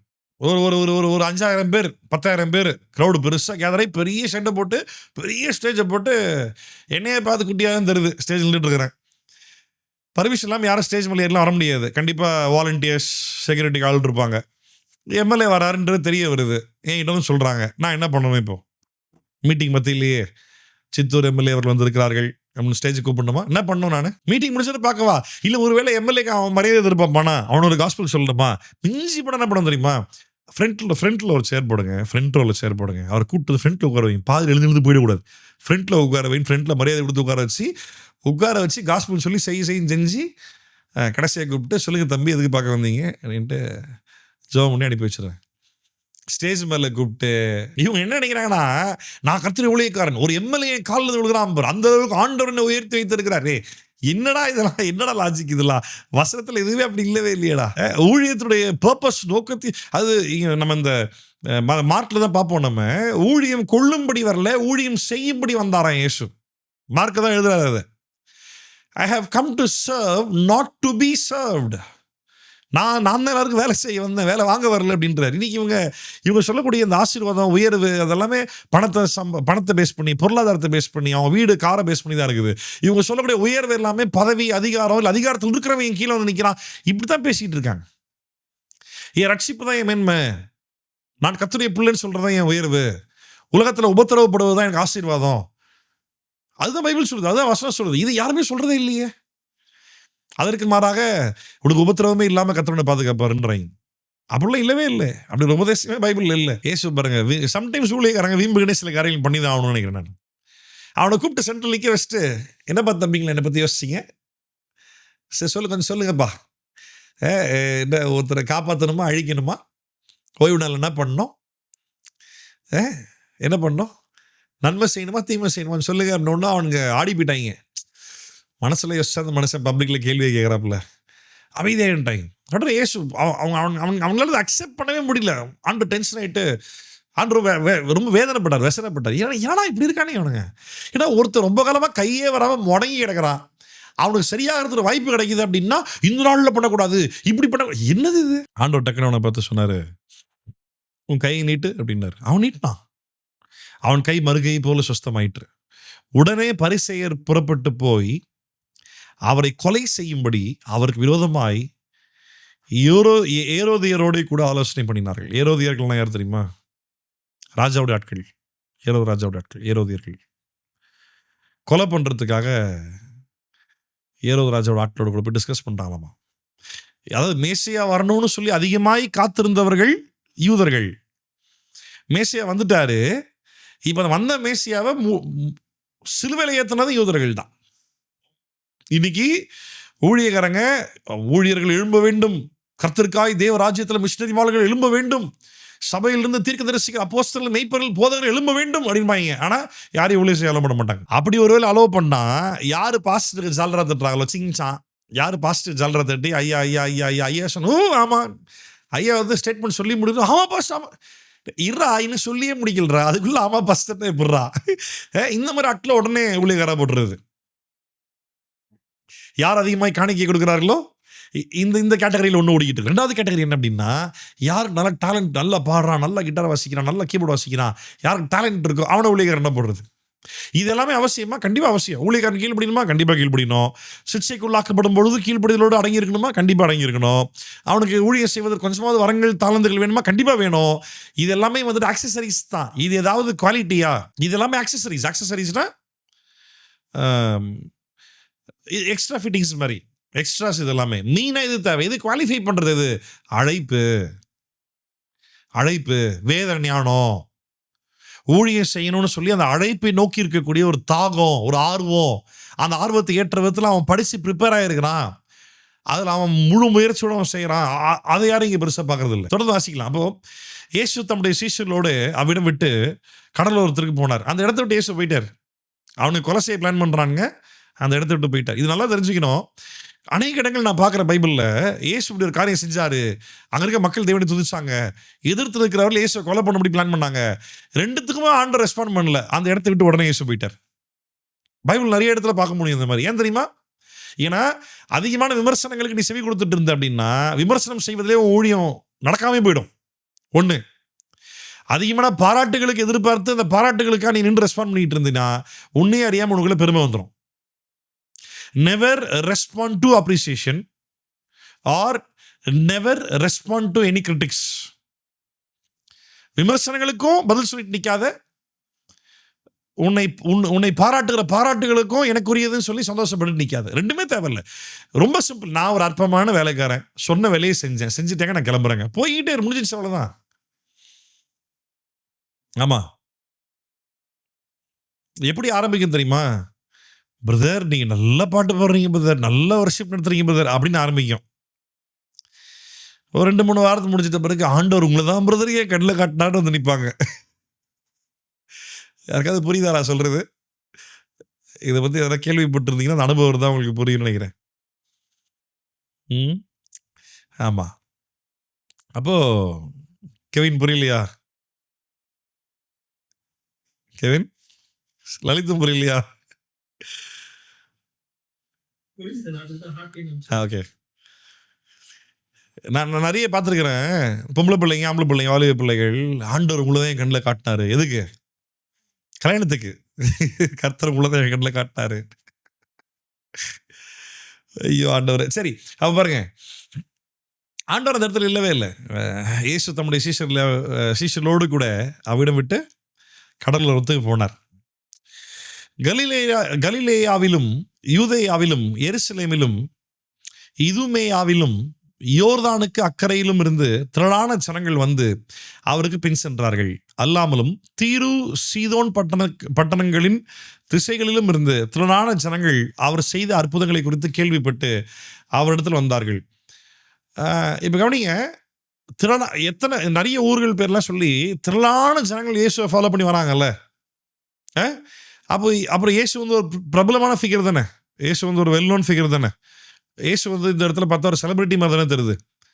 மெனி பீப்புள் ஃபாலோடும் இல்லை, ஒரு செலிபிரிட்டி மாதிரி தான். பெரிய க்ரௌடு பீப்புள் கூட இல்லை, க்ரௌட் ஃபாலோடும், பெரிய கூட்டம் அவர் பின் தொடர்ந்து வருது. இயேசுவை பார்த்தா இந்த இடத்துல ஒரு செலிபிரிட்டி மாதிரி தானே தெரியுது, ஃபேமஸான ஆள் மாதிரி தானே தெரியுது. அப்போ இயேசுவை காட்டி கொடுக்கறதுக்கு எதுக்காக தேவைப்பட்டுச்சு? இயேசுவை காட்டி கொடுப்பதற்கு ஏன் ரோமர்களுக்கு ஒரு ஆள் தேவைப்பட்டுச்சு? ஏன் யூதாஸ் காரியத்தை கூப்பிட்டு இயேசுவை காட்டி கொடுக்க சொல்லி சொன்னார்கள்? இயேசு என்ற பெயர் ஃபெமிலியர் ஆயிடுச்சு. இயேசு நாசரேத்தில் வளர்ந்த, பெத்லகேமில் பிறந்த இயேசு இப்படி பண்ணுறாருப்பா, இயேசு இப்படி பண்ணுறாருப்பா. ரொம்ப சிம்பிள். கேமரா இல்லைங்க, அவ்வளோதாங்க. கேமரா இல்லை, வீடியோ இல்லை, ஃபேஸ் தெரியாது, ஆளை தெரியாது. சகையோட சம்பவம் தெரியல. சகையுக்கு இயேசு யாருன்னு தெரியும். ஆனால் சகையோட ஆசை என்ன? இவனுக்கு இந்த இயேசுவை பற்றி சொல்கிறாங்க, இயேசு எப்படி தான் இருப்பார்னு பார்த்துருன்னு ஒரு முறையாவது இல்லை. ஆமாம், அதுதான் பாயிண்ட் ஆக்சுவலாக. ஓகேவா? அப்போ வந்துட்டு அதனால காட்டி கொடுப்பதற்கு ஒரு ஆள் தேவைப்பட்டுச்சு. ஆக்சுவலாக நம்ம ஆட்கள் வேதத்தை ஒழுங்காக கவனிக்காமல், லாஜிக்கலி ப்ராப்பராக திங்க் பண்ணாமல், நான் வேறு விதத்தில் ரொம்ப காலமாக பிரசங்கம் பண்ணி நிறைய பேர்லாம் 12 சிஷ்யர்கள் பார்க்க ஒன்று போல் இருந்தார்கள். டேய், எங்கே நான் அந்த மாதிரி செய்திலாம் கேட்டிருக்கேன். எங்கே இருந்தாலும் இந்த மாதிரிலாம் கண்டுபிடிச்சிட்டு வரீங்க? அதில் எதுவுமே உண்மை கிடையாது. ஆக்சுவலாக the name was very familiar because of what he is doing. அவர் செய்த செயல்கள் நிமித்தமாய் அந்த இயேசு ஸ்பெசிஃபிக்காக பெத்லகேமில் பிறந்த நாசரேத்தூரில் வளர்ந்த அந்த இயேசுன்ற அந்த பர்சன் அவர் தான் ஃபேமஸ். அப்போ வந்துட்டு ஊருக்காரங்களை அழகாக பார்த்து தெரியும், ஓ அவர் நாசரேத்துக்காரில், இவர் பெத்லகேமில். அந்த ஊரை வந்து அடையாளப்படுத்தி கண்டுபிடிச்சிடலாம், மக்களை கண்டுபிடிச்சிடலாம். அந்த ஊருக்கார் தான், அந்த இயேசு தான் அப்படின்றது தெரியும். ஆனால் அந்த இயேசு யாருன்ற முகம் தெரியல. வால் போஸ்டர்ஸ் இல்லை, வீடியோஸ் இல்லை, ஃபோட்டோகிராஃப்ஸ் இல்லை, அந்த முகம் தெரியாது. ஸோ காட்டி கொடுக்க வேண்டிய ஒரு அவசியம் ஏற்பட்டு. சரி, தொடர்ந்து வாசிக்கலாம். அவர் அநேகரை சுஸ்தமாக்கினார். எத்தனை வசனம்? ஆமாம், பின் சென்றார்கள். ஆமாம், அல்லாமலும் 8வது வசனம், அவர் தீரு சீதோன் பட்டணங்களின் திசைகளிலும் இருந்து திரளான ஜனங்கள் அவர் செய்த அற்புதங்களை குறித்து கேள்விப்பட்டு அவரிடத்தில் வந்தார்கள். கவனிச்சிங்களா? இங்கே ஆன்சர் இருக்கு பாரு. அவர் செய்த அற்புதங்களை குறித்து கேள்விப்பட்டு அவரிடத்தில் வந்தார்கள். அவர் அநேகரை சுஸ்தமாக்கினார். நோயாளிகள் எல்லாரும் அதை அறிந்து அவரை தொட வேண்டும் என்று அவரிடத்தில் நெருங்கி வந்தார்கள். ஆமாம், அப்போ அந்த விசுவாசத்தை பாருங்களேன். ஆனால் நம்ம இன்றைக்கி இருக்கிற ஊழியக்காரர் ரொம்ப கொடுமையாக இருக்காங்கப்பா. கடுப்பாக இருக்கு இவங்களை பார்த்தாலே. அது ஒரு மனிதனுக்கு வியாதி வருது அப்படின்னா அந்த வியாதிக்கு ஒரு காரணம் உண்டு. அது நான் அதை பற்றி ஒரு செய்தியை ஃபுல்லாக எடுத்துருக்கிறேன், லைவில் யூடியூப்பில் இருக்கும் பாருங்கள். எதனால ஒரு மனிதனுக்கு வியாதி வந்திருக்குது? தேவனோட சிக்ஷையா, இல்லை பிசாசுடைய கிரியா, அவன் ரசிக்கப்பட்டிருக்கானா இல்லையா, அவன் விசுவாசம் உண்மையானதா, இல்லை அது இயல்பான வந்திருக்கிற வியாதியா, இல்லை தேவனை மகிமைப்படுவதற்காக அற்புதத்திற்காக ஆண்டு அனுமதிச்சிருக்கிறாரா? இப்படி பல காரணங்கள் இருக்குது. எதுவுமே பார்க்காம ஊழியக்காரங்க சிம்பிளாக உங்களுக்கு விசுவாசம் பத்தலை பதர், நீங்கள் விசுவாசம் சரியிடும் பதர், ஒரே வாரத்தில் முடிச்சிடுறாங்க. ஒரு மனுஷன் வியாதியில் இருக்கிறான், வியாதியில் இல்லாத ஒரு ஊழியக்காரன் அந்த வியாதியில் இருக்கிறவனை பார்த்து சொல்கிறான், நீ சரியாக விசுவாசிக்க மாட்டேன். அது ஒரு நீடில் இருக்கக்கூடிய ஒருத்தன், ஒரு தேவையில் இருக்கக்கூடிய ஒருத்தனை விட யாருப்பா அதிகமாக ஒரு விஷயத்துக்காக ஏங்க முடியும்? கரெக்டாக பரிசீலனை செய்வதில்லை, கரெக்டாக ஆராய்ந்து பார்ப்பது கிடையாது. சிம்பிளாக பிளேம் பண்ணிடுறது, நீ சரியில்லை, நீ சரியாக விசுவாசிக்கல. பாருங்க, ஜனங்கள் அவர் செய்த அற்புதங்களை குறித்து கேள்விப்பட்ட இடத்துல வந்தார்கள். அவர் அநேகரை சுஸ்தமாக்கினார். எல்லாரையும் கிடையாது, நல்லா கவனிக்கணும், எல்லாரையும் கிடையாது, அநேகரை சுஸ்தமாக்கினார். நோயாளிகள் எல்லாரும் அதை அறிந்து அவரை தொட வேண்டும் என்று அவரிடத்தில் நெருங்கினார்கள். ஜனங்கள் திரளாயிருந்தபடியால் அவர்கள் தம்மை நெருங்காதபடிக்கு தமக்காக ஒரு படவை ஆயத்தம் பண்ண வேண்டும் என்று தம்முடைய சீஷர்களுக்கு சொன்னார். புரியலையே? இப்போ இப்போ நல்லா கவனிங்க, அநேகர் இருந்தாங்க, சாரி, நோயாளிகள் நிறைய பேர் இருந்தாங்க, அதில் அநேகரை சுஸ்தமாக்கினாரு. அநேகரை சுஸ்தமானான்ற கேள்விப்பட்டு மற்ற எல்லாருமே இயேசு தொடணுன்ற ஆசையோடு வராங்க. இப்போ இயேசு ஆக்சுவலாக என்ன பண்ணியிருக்கணும்? உங்கள் விசுவாசம் ஆக கிடவுது, வாங்க என்ன தொடர, யாரையாலும் விசுவாசம் தொடறீங்களோ அந்த பெரும்பாடுள்ள ஸ்திரீ தொட்ட உடனே வஸ்திரத்துலேருந்து வல்லமை புறப்பட்டுச்சுன்னு சொல்கிறாருல, அந்த மாதிரி உங்கள் விசுவாசம் உங்களை ரசிக்கட்டும், சுகமாகுங்கள் அப்படின்னு சொல்லுவாருன்னு பார்த்தா, எல்லாரும் என்னை தொட வராங்கப்பா, தொட வேணாம்ப்பா, தூரம் இல்லைப்பா, எல்லாரும் என்னை க்ரௌடில் டிஸ்டர்ப் பண்ணாதீங்கப்பா, ஒரு படகு ரெடி பண்ணு, நான் மேலே நிற்கிறேன். டிஃப்ரெண்ட்டாக இருக்குல்ல ஆக்சுவலாக இந்த சம்பவம். பாருங்களேன், ஜனங்கள் திரளாக இருந்தபடியால் அவர்கள் அவரை நெருக்காதபடிக்கு தமக்காக ஒரு படவை ஆயத்தம் பண்ண வேண்டும் என்றும் தம்முடைய சீஷர்களுக்கு சொன்னார். அசுத்தாவிகளும் அவரை கண்டபோது அவர் முன்பாக விழுந்து, நீர் தேவனுடைய குமார் என்று சத்தமிட்டன, தம்மை பிரசித்தம் பண்ணாதபடி அவைகளை கண்டிப்பாய் கட்டளையிட்டார். யாருக்காவது ஞாபகம் இருக்கா? இயேசு வந்து படகு மேலே ஏறி, இந்த பைபிள் எங்கெல்லாம் படகுல ஏறினார், ஏறி என்ன பண்ணாரு? ஏதாவது ஞாபகம் இருக்கா உங்களுக்கு? சொல்லுங்களேன், ஏறி என்ன பண்ணாரு? வெரி குட், ஏறி பிரசங்கித்தார். வெரி குட், ஏறி பிரசங்கம் பண்ணாரு, அத்தாரிட்டி காட்டினாரு. தனக்கு மனுஷகுமாரனாகி அவருக்கு அந்த அதிகாரம் உண்டு என்பதை காண்பித்து அந்த அதிகாரத்தோடு கூட அங்க தேவ ராஜ்யத்தை பிரசங்கம் பண்றார். இனி பர்பஸ் அதுதான். நம்ம யோவான் சுவிசேஷ புஸ்தகம் பைபிள் ஸ்டடி ஃபுல்லா முடிச்சோம் பார்த்தீங்களா? யோவான்ல மொத்தமாவே 8 அற்புதம் தான் சொல்லப்பட்டிருக்கு. யோவான் சுவிசேஷ புஸ்தகத்தில் மொத்தமாவே 8 அற்புதங்கள் தான் மென்ஷன் பண்ணப்பட்டிருக்குது. நிறைய பண்ணியிருக்காரு, 8 தான் யோவான் எழுதுறாரு. 7 இயேசு உயிரோடு கூட இருக்கும் பொழுது செய்த அற்புதம். 8வது உயிர் தெழுந்து வந்த பிறகு பேதுரை கூட்டு போய் 153 பெரிய மீன் படகுல இருந்து பிடிக்கிறார் பேரு. அது உயிர் தெழுந்து வந்த பிறகு செய்கிற அற்புதம். ஓகேவா?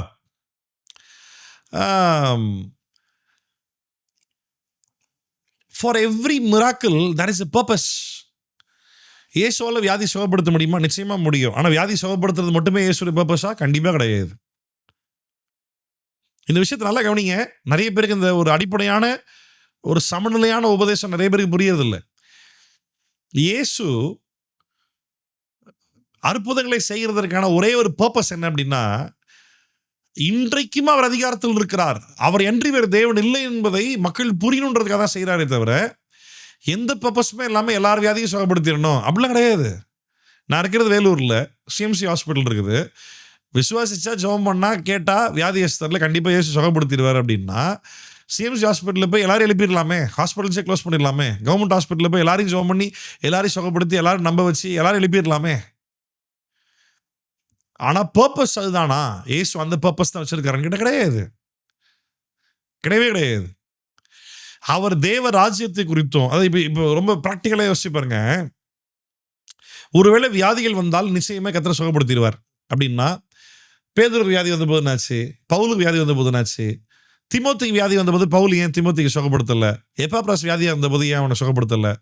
தீமோத்தேயுக்கு ஏன் திராட்சை ரசம் குடிக்க சொல்லி பவுல் அட்வைஸ் பண்ணுறாரு? தீமோத்தேயுக்கு ஏன் பவுல் ப்ரேயர் பண்ணல? பவுலுக்குலாம் பிறந்ததுலேருந்தே வியாதி இருந்திருக்குது. எடுத்து போட சொல்லி இயேசு கிட்ட 3 முறை கேட்டாராம். பவுலுக்கே எடுத்து போடலை. என்ன சொன்னாராம் அதுக்கு இயேசு? என் கிருபை உனக்கு போதும், அவ்வளோதான். என் கிருபை உனக்கு போதும், உன்னுடைய பலவீனத்தில் என் பலன் பூர்ணமாக விளங்கும். ஏன் நம்ம ஆட்களுக்கு இதெல்லாம் கண்ணில் தெரிய மாட்டேங்குது? சரி, ப்ராக்டிக்கலாக யோசிச்சு பாருங்க. வியாதின்னு வந்தா இயேசு கண்டிப்பாக சுகப்படுத்திடுவார் அப்படின்னா அதோட அடுத்த ஸ்டெப் என்னவா இருக்கும் சொல்லுங்க பார்ப்போம். சொல்லுங்களேன். சாக மாட்டாங்க. உலகத்தில் மரணமே இருந்திருக்காது. எத்தனை வயசுல பாட்டியம்மா வியாதியில் வந்தாலும் ஜெபம் பண்ண சரியாயிருச்சு. வியாதி எல்லாத்தையும் செபிக்க சரியாகிட்டே இருக்கு அப்படின்னா உலகத்தில் மரணமே இருக்காது. So see, the purpose of Christ crucifixion on the cross is not to heal you, but to take you to heaven, to give you eternal life. கிறிஸ்து சிலுவையில் அறையப்பட்டதற்கான அடிப்படையான காரண நோக்கம் என்ன அப்படின்னா, உன் வியாதியை சுகப்படுத்தி உன்னை பூமியில் வாழ வைக்கிறதுக்காக கிடையாது. இந்த பூமி நாட்கள் நீ முடிக்கும் பொழுது அவர் கொடுத்த வாக்குத்தத்தம், நித்திய ஜீவன் என்ற வாக்குத்தத்தத்தை நிறைவேற்றணும் என்பதுதான் பர்பஸ். இனி அந்த பர்பஸ் மக்கள் மறந்துடுறாங்க. ஆமாம், பாருங்க. அப்போ மக்கள் வராங்க, இவர் படகு மேல ஏறிட்டார். சில அசுத்தாவிகள் வந்துட்டு கன்ஃபெஸ் பண்ணுது, நீ தேவனுடைய குமாரன் என்று சத்தமிட்டுச்சு. சரி, இந்த கேள்விக்கு பதில் சொல்லுங்க பாப்போம். 12வது வசனம். தம்மை பிரசித்தம் பண்ணாதபடி அவர்களுக்கு கண்டிப்பாய் கட்டளையிட்டார். எதுக்காக?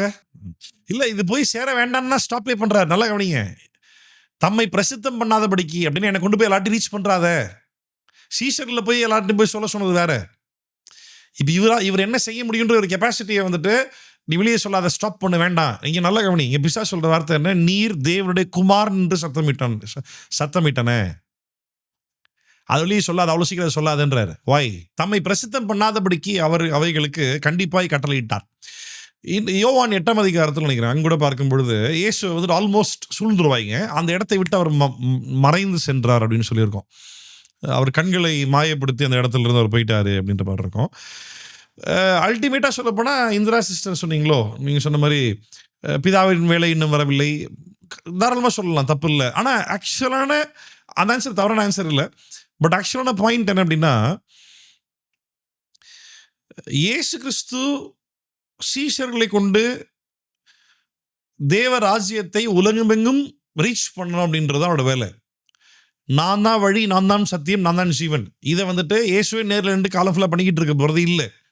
இயேசுடைய பிரைமரியான பர்பஸ் சிலுவையில் மரித்து உயிர் தெழுந்து அவரை விசுவாசிக்கிறவருடைய பாவத்தை மன்னிப்பது. இந்த செய்தியை போய் சொல்லக்கூடிய சீஷர்கள் உருவாகணும். இந்த சீஷர்களை உருவாக்கக்கூடிய நேரம் வர வரைக்கும் அவர் வந்துட்டு தன்னை எங்கேயுமே பிரபலப்படுத்திக்க விரும்பலை, வெளியே போய் காட்டிக்க விரும்பலை. யோவான் வாசிக்கும் போது, யோவான் 3ஆம் அதிகாரமா 5ஆம் அதிகாரத்துலையா, அந்த பிறவை சப்பானியை வந்துட்டு அவர் சுகப்படுத்திடுவார்ல, அதுவும் ஓய்வு நாளாக இருக்கும்.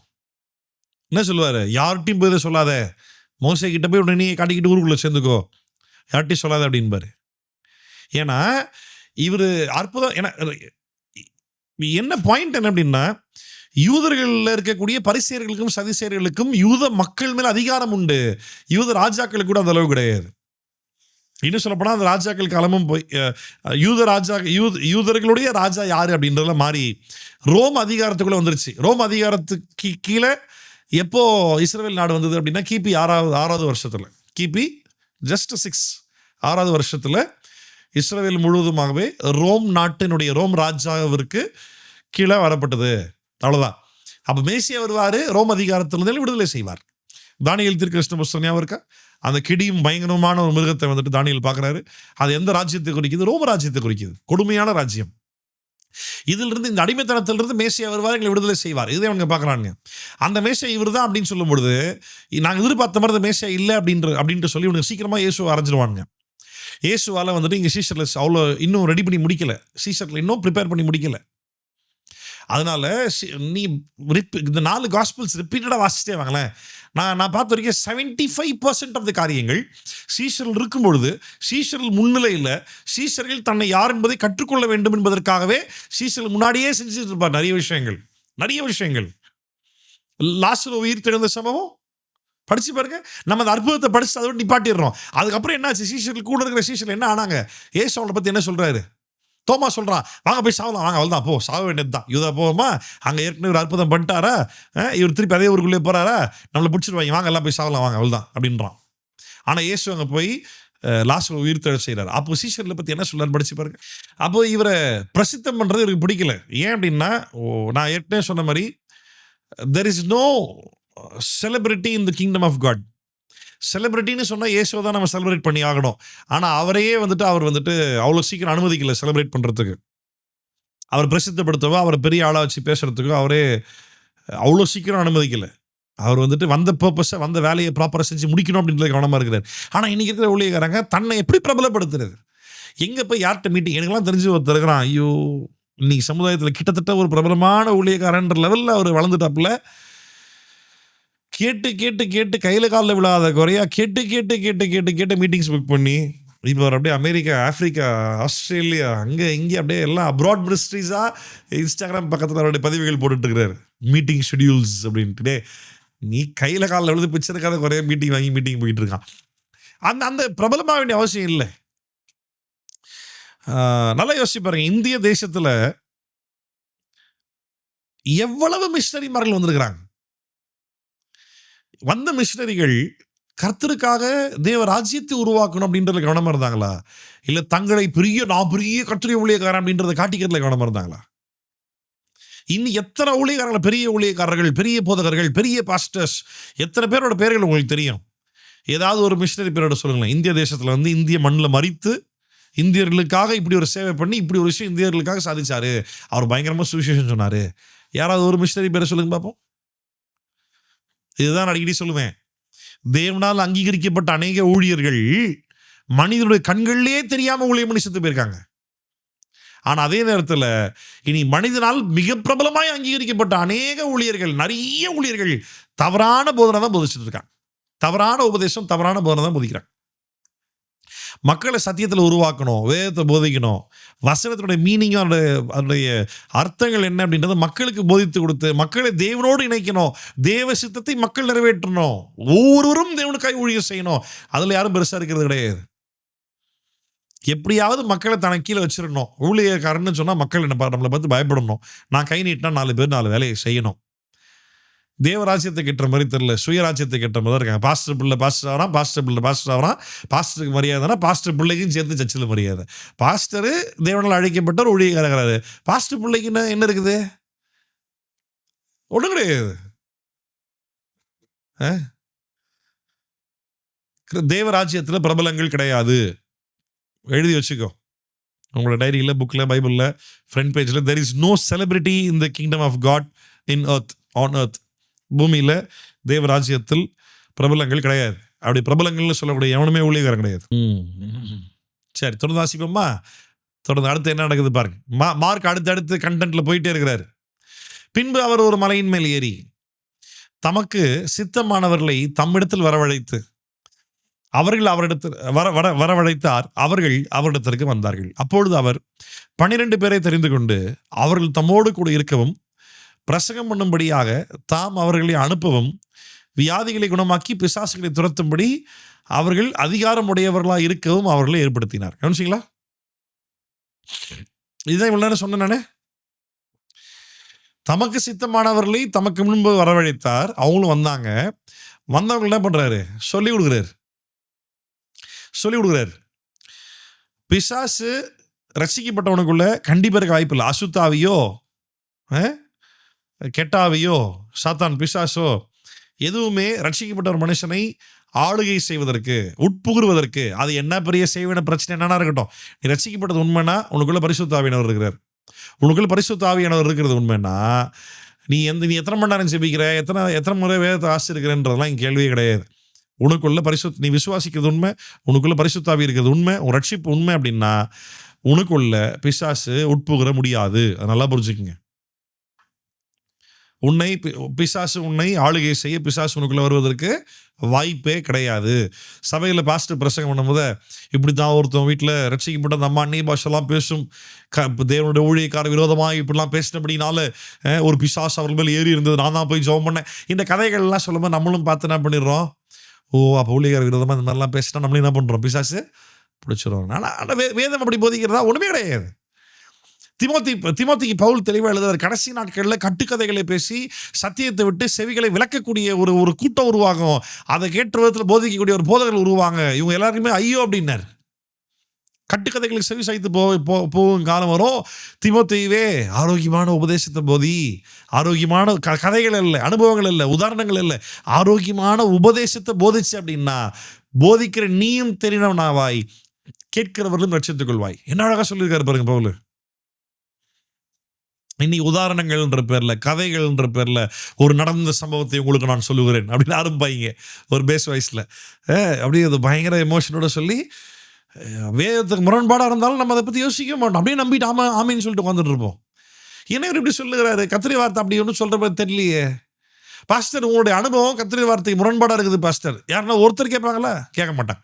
சரி, சர்ச்சை முடிச்சிட்ட பிறகு தனிப்பட்ட விதத்தில் போய் கேட்போமா? கேட்க மாட்டோம். ஏன்னா நமக்கு என்ன இருக்குது? ஒய்யோ ஊழியக்காரங்க, கத்தர் பார்த்துக்கிட்டோம். கத்திரை வார்த்தை தப்பா போதிச்சா நமக்கு என்ன இருக்கு? கத்தர் பார்த்துக்கிட்டோம். ஆனா இயேசு போதித்து ஏற்படுத்திய இந்த சீஷர்கள்ல ஒருத்தர் கூட தவறான உபதேசிக்கிற கள்ள உபதேசிகளை பார்த்து சும்மா இல்லை, ஐயோன்னாங்க. பவுல்லாம் பேரை சொல்லி எழுதியிருக்காப்புல, கண்ணனாகி அலெக்சாந்தர் வெகு தீமைகளை செய்தான், அவனை சாத்தாங்கையில் ஒப்பு கொடுக்குறேன்ற, கர்த்தர் அவனை பார்த்துக் கொள்வாருன்றாரு. நமக்கு வந்துட்டு ம்,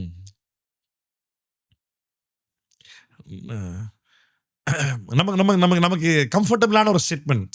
கத்தர் பார்த்துக்கிட்டு பதர் நமக்கு என்ன பதர், கத்தர் தான் பார்த்துக்குவாரு, நேரில் வந்தெல்லாம் பார்க்க மாட்டாரு, உன்னை எண்ணி வச்சு தான் பார்த்துக்குவாரு. நீ நானும் அந்த வேலையை செய்யலைன்னா வேற ஒருத்தர் வச்சு செஞ்சுட்டு போயிடுவாரு. கர்த்தருடைய பிள்ளைகள் பயந்தாங்கொழிகள் இருக்கக்கூடாது, தைரியசாலிகள் இருக்கணும். அது வார்த்தையில் போதிக்கப்பட்டிருந்தா தைரியம் தானா வரும். உபதேசத்தில் கர்த்தருடைய வார்த்தையில் நல்ல தெளிவுள்ள மனசு உள்ளவர்களாக இருப்போமானால் நம்மளால, நான் உங்களுக்கு வந்து தைரியசாலியாக இரு, தைரியமாக பேசுறனால உங்களை புஷ் பண்ண வேண்டிய அவசியமே கிடையாது. உன்னால் சும்மா இருக்க முடியாது. தப்பாக ஒருத்தன் போதிக்கிறான்னு கேட்டால் சும்மா இருக்க முடியாது உன்னால். ஆன்லைனில் பார்த்தா ஒரு கமெண்ட் போடுவேன், சும்மா இருக்க முடியாது. நேரில் பார்த்தா கூப்பிட்டு சொல்லுவேன், உன்னால் பேசாமல் இருக்க முடியாது. நம்ம வேதத்தில் கரெக்டாக போதிக்கப்படலை அப்படின்ற அந்த ஒரு அதை ஒரே காரணம் தான் கத்தர் பார்த்துக்கு வருவது அப்படின்னு. 12 சீஷர்களையும் தெரிந்து கொண்டு அவள் தம்மோடு கூட இருக்கவும், நல்ல கவனி, ஃபர்ஸ்ட் பாயிண்ட், தம்மோடு கூட இருக்கவும் பிரசங்கம் பண்ணும்படியாக தாம் அவர்களை அனுப்பவும், ஃபர்ஸ்ட் அவர் கூட இருக்கணும், அப்புறம் அவங்கள ஆண்டவர் அனுப்பிவிட போறாரு. போகும்போது வியாதிகளை குணமாக்கி பிசாசுகளை துரத்தும்படி அவர்கள் அதிகாரம் உடையவர்களாக இருக்கவும் அவர்களை ஏற்படுத்தினார். சரியா? வியாதிகளை குணமாக்கு, பிசாசுகளை துரத்து. யாருக்கு? ரட்சிக்கப்பட்டவனுக்கு வியாதி வந்துச்சுன்னா செத்து பரலோகம் போயிடு. ஏன்னா நீ நித்தியசன் உட்பட்டவன் ஆயிட்ட, பரலோகம் போகிறது தயாராகிடு. ரட்சிக்கப்படாதவர்கள் இருந்தால் அவனுக்கு ஜெபம் பண்ண வியாதி சுகமாகும். அந்த வியாதி சுகமாகிறது மூலமாய் கர்த்தருடைய வல்லமை அவன் புரிந்து கொண்டு ரட்சிக்கப்பட வாய்ப்பு இருக்குது. அதுவும் எல்லாருக்குலாம் இல்லை, தேவனால் முன்குறிக்கப்பட்டு தெரிந்து கொள்ளப்பட்டவர்கள் மட்டும்தான் நடக்கும், எல்லாருக்கும் கூட நடக்காது. பிசாசுகளை துரத்துவது கண்டிப்பாக துரத்திடலாம், அதில் டவுட்டே இல்லை. அது விசுவாசிகள் கிடையவே கிடையாது, அவிசுவாசிகள் மட்டும்தான். சரி, அப்படி ஏற்படுத்தின சீஷர்கள் யார் யாரெல்லாம் அப்படின்னு பார்த்தீங்கன்னா, அவர்கள் யாரெனில், சீமோன், இவனுக்கு பேதுரு என்கிற பெயரிட்டார். செபெதேயுவின் குமாரனாகி யாக்கோபு, யாக்கோபின் சகோதரனாகி யோவான், இவ்விருவரும் இடிமுழக்கம் என்று அர்த்தம் கொள்ளும் பொவெனெர்கேஸ் என்கிற பெயரிட்டார். அந்திரேயா, பிலிப்பு, பர்தலமேயு, மத்தேயு, தோமா, அல்பேயுவின் குமாரன் யாக்கோபு, ததேயு, கானானாகிய சீமோன், அவரை காட்டி கொடுத்து யூதாஸ் காரியோத்து என்பவர்களே. இவ்வளவு நல்ல கவனிங்க, ஆண்டவர் உன்னையும் என்னையும் சூஸ் பண்ண காரணம் ஃபர்ஸ்ட் அவரோடு இருப்பதற்காக. ரெண்டாவது, நீ அவரோடு கூட இருந்தீன்னா அவர் உன்னை போக சொல்லி அனுப்புவார், நீ போய் சுவிசேஷம் சொல்லுவ. அந்த சுவிசேஷத்தின் மூலமாக யார் யாரெல்லாம் ரட்சிக்கப்பட வேண்டும் என்று சொல்லி தேவன் நேரத்தையும் நபரையும் தீர்மானித்து வைத்திருக்கிறாரோ அந்த நபர் ரட்சிக்க கூடாதபடிக்கு பேயா இருந்தாலும் ஓடும், வியாதியா இருந்தாலும் சுகமாகும். நீ ரொம்ப பெரிய எஃபர்ட் எடுத்து எதுவுமே பண்ணணுன்ற அவசியம் இல்லை. நல்லா புரிஞ்சுக்கும். ஆமாம், அந்த பிசா சரியாக ஓட மாட்டேங்கி, நான் ஒரு நல்ல நாள் ஃபாஸ்டிங் போட்டு வரேன், அப்போ தான் ஓடும். அதெல்லாம் சும்மா கதை. அந்த பேய் சரியாக ஓடமா, அந்த வியாதி சரியாக சுகமாகலை, ஊழியக்காரன் எனக்கு கொஞ்சம் விசுவாசம் பத்தலையோ, நான் தான் சரியாக ஜெபம் பண்ணலையோ, நல்லா ஜெபம் பண்ண வியாதி போயிடுமோ, அப்படிலாம் இல்லை. இயேசுவோடு கூட இருப்பாயானால் இயேசு உன்னை போக சொல்லி அனுப்புவார். நீ உன்னை ஆண்டவர் அனுப்புறதுக்கான காரணம் தேவராஜ்யம் சமீபமாக இருக்கிறது என்று பிரசங்கம் பண்ணுவதற்காக. அதை போய் நீ சொல்லும் பொழுது, அதை கேட்கும் பொழுது, நம்ம அப்போஸ்தலர் வாசனை ஞாபகம் இருக்கா? பவுல் பிரசங்கம் பண்ணும் பொழுது ரட்சிப்புக்கு எதுவாய் ஜனங்களுக்கு வந்து கேட்டுட்டு இருந்தாங்களாம். ஞாபகம் இருக்கா? அப்போஸ்தலர் ஞாபகம் இருக்கா உங்களுக்கு? அப்போஸ்தலர் 24, 25, 23 நினைக்கிறேன், இங்கே சம்திங் வரும். ஆமாம், ரட்சிப்புக்கு எதுவாய் அவள் இருதயம் திறக்கப்பட்ட விதத்தில் அவன் இருந்தானா, பவுல் கரெக்டான சூஸ் பண்ணி வாடான்னு கூப்பிட்டு போனான் ஊழியத்துக்கு. அப்போ ரட்சிப்புக்கு எதுவாக என் மக்கள் இருப்பாங்க. அப்போ அந்த மக்கள் வந்துட்டு ரட்சிக்கப்படக்கூடாதபடிக்கு அவனுக்கு தடையாக இருக்கிற என்ன வியாதியாக இருந்தாலும் பரவாயில்ல, இல்லை பிசாசு பிரச்சனை இருந்தாலும் பரவாயில்ல, அந்த இன்ஸ்டன்ஸில் அங்கே அவனுக்கு சுகப்படுத்துவார். பர்பஸ் என்ன? சால்வேஷன். அந்த சால்வேஷனை போய் பிரசங்கம் பண்ணுறதா நம்ம வேலை.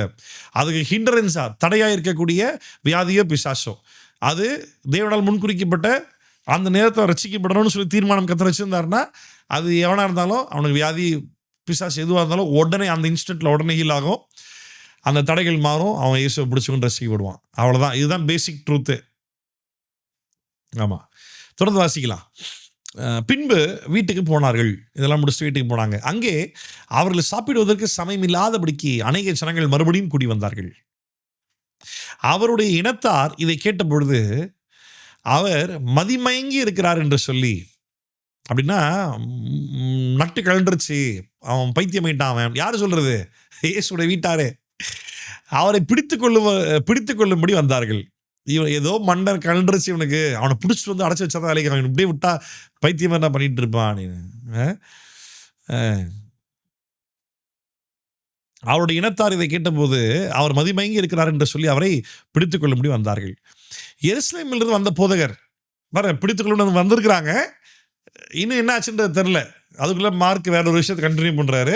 கடைசி இந்த விஷயத்தை கடைசி முன்னாடி கண்டினியூ பண்ணுவார். கவனமாக கவனிங்க. எருசலேமிலிருந்து வந்த வேதபாரகர், இவன் பெயல்செபூலை கொண்டிருக்கிறான், பிசாசுகளின் தலைவனாலே பிசாசுகளை துரத்துகிறான் என்றார். அவர்களை அவர் அழைத்து உவமைகளாய் அவர்களுக்கு சொன்னதாவது, சாத்தானை சாத்தான் துரத்துவது எப்படி? ஒரு ராஜ்யம் தனக்குத்தானே விரோதமாக பிரிந்திருந்தால் அந்த ராஜ்யம் நிலை நிற்க மாட்டாது. ஒரு வீடு தனக்குத்தானே விரோதமாக பிரிந்திருந்தால் அந்த வீடு நிலை நிற்க மாட்டாது. சாத்தான் தனக்குத்தானே விரோதமாக எழும்பி பிரிந்திருந்தால் அவன் நிலை நிற்க மாட்டாமல் அழிந்து போவானே. சரியா? இப்ப நல்லா கவனிங்க. பிசாசை கொண்டு பிசாசை துரத்த முடியுமா? இயேசுடைய வீட்டாட்கள் இவனுக்கு ஏதோ பைத்தியம் பிடிச்சிருச்சு, இவனை பிடிச்சி வீட்டில் அடைச்சி வச்சாதான் சரி வரும் அப்படின்ட்டு இவனை பிடிக்கிறத வந்திருக்கிறாங்க. வந்த இடத்துல என்னாச்சு அப்படின்னா, அங்கே இருக்க ஒரு சில எருசலேமிலிருந்து வந்த வேதபாரகர் அவன் என்ன சொல்கிறான், அவன் இயேசுவை பார்த்து என்ன சொல்கிறான், இவன் பெயல்செபூலை கொண்டு இருக்கிறான். பெயல்செபூல் அப்படின்னா பிசாசுடைய தலைவன் அர்த்தம், ஹெட் ஆஃப் டீமன் அப்படின்னு அர்த்தம். அவன் அதை வச்சு தான் மற்ற சின்ன சின்ன பிசாசுகளை துரத்துறான், பிசாசுகளின் தலைவனாலே பிசாசுகளை துரத்துகிறான் என்றார்கள். அதுக்கு இயேசு நல்ல கவனிங்க, அதற்கு அவர்களை அவர் அழைத்து ஊமைகளாய் அவர்களுக்கு சொன்னதாவது, சாத்தானை சாத்தான் துரத்துவது எப்படி? இப்ப நல்லா கவனிங்க. பிசாசால பிசாசு துரத்த முடியுமா? இல்லாட்டி பிசாசுகளுக்குள்ள ஒரு ஒற்றுமை இருக்குதா? ஆன்சர் பண்ணும். உங்களதான் கேள்வி கேட்டேன். பிசாசுகளே பிசாசு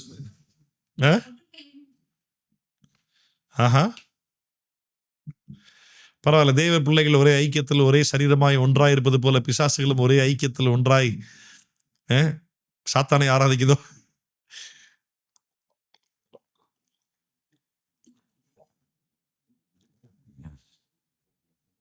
பிசாசுகளை கொண்டு பிசாசுகளை துரத்த முடியுமா? இல்லாட்டி இங்க இயேசு சொன்ன வசனத்தை டேரக்டா எடுத்துக்கிட்டு பிசாசை கொண்டு பிசாசை துரத்த முடியாதுன்னு சொல்லுவா. சரி,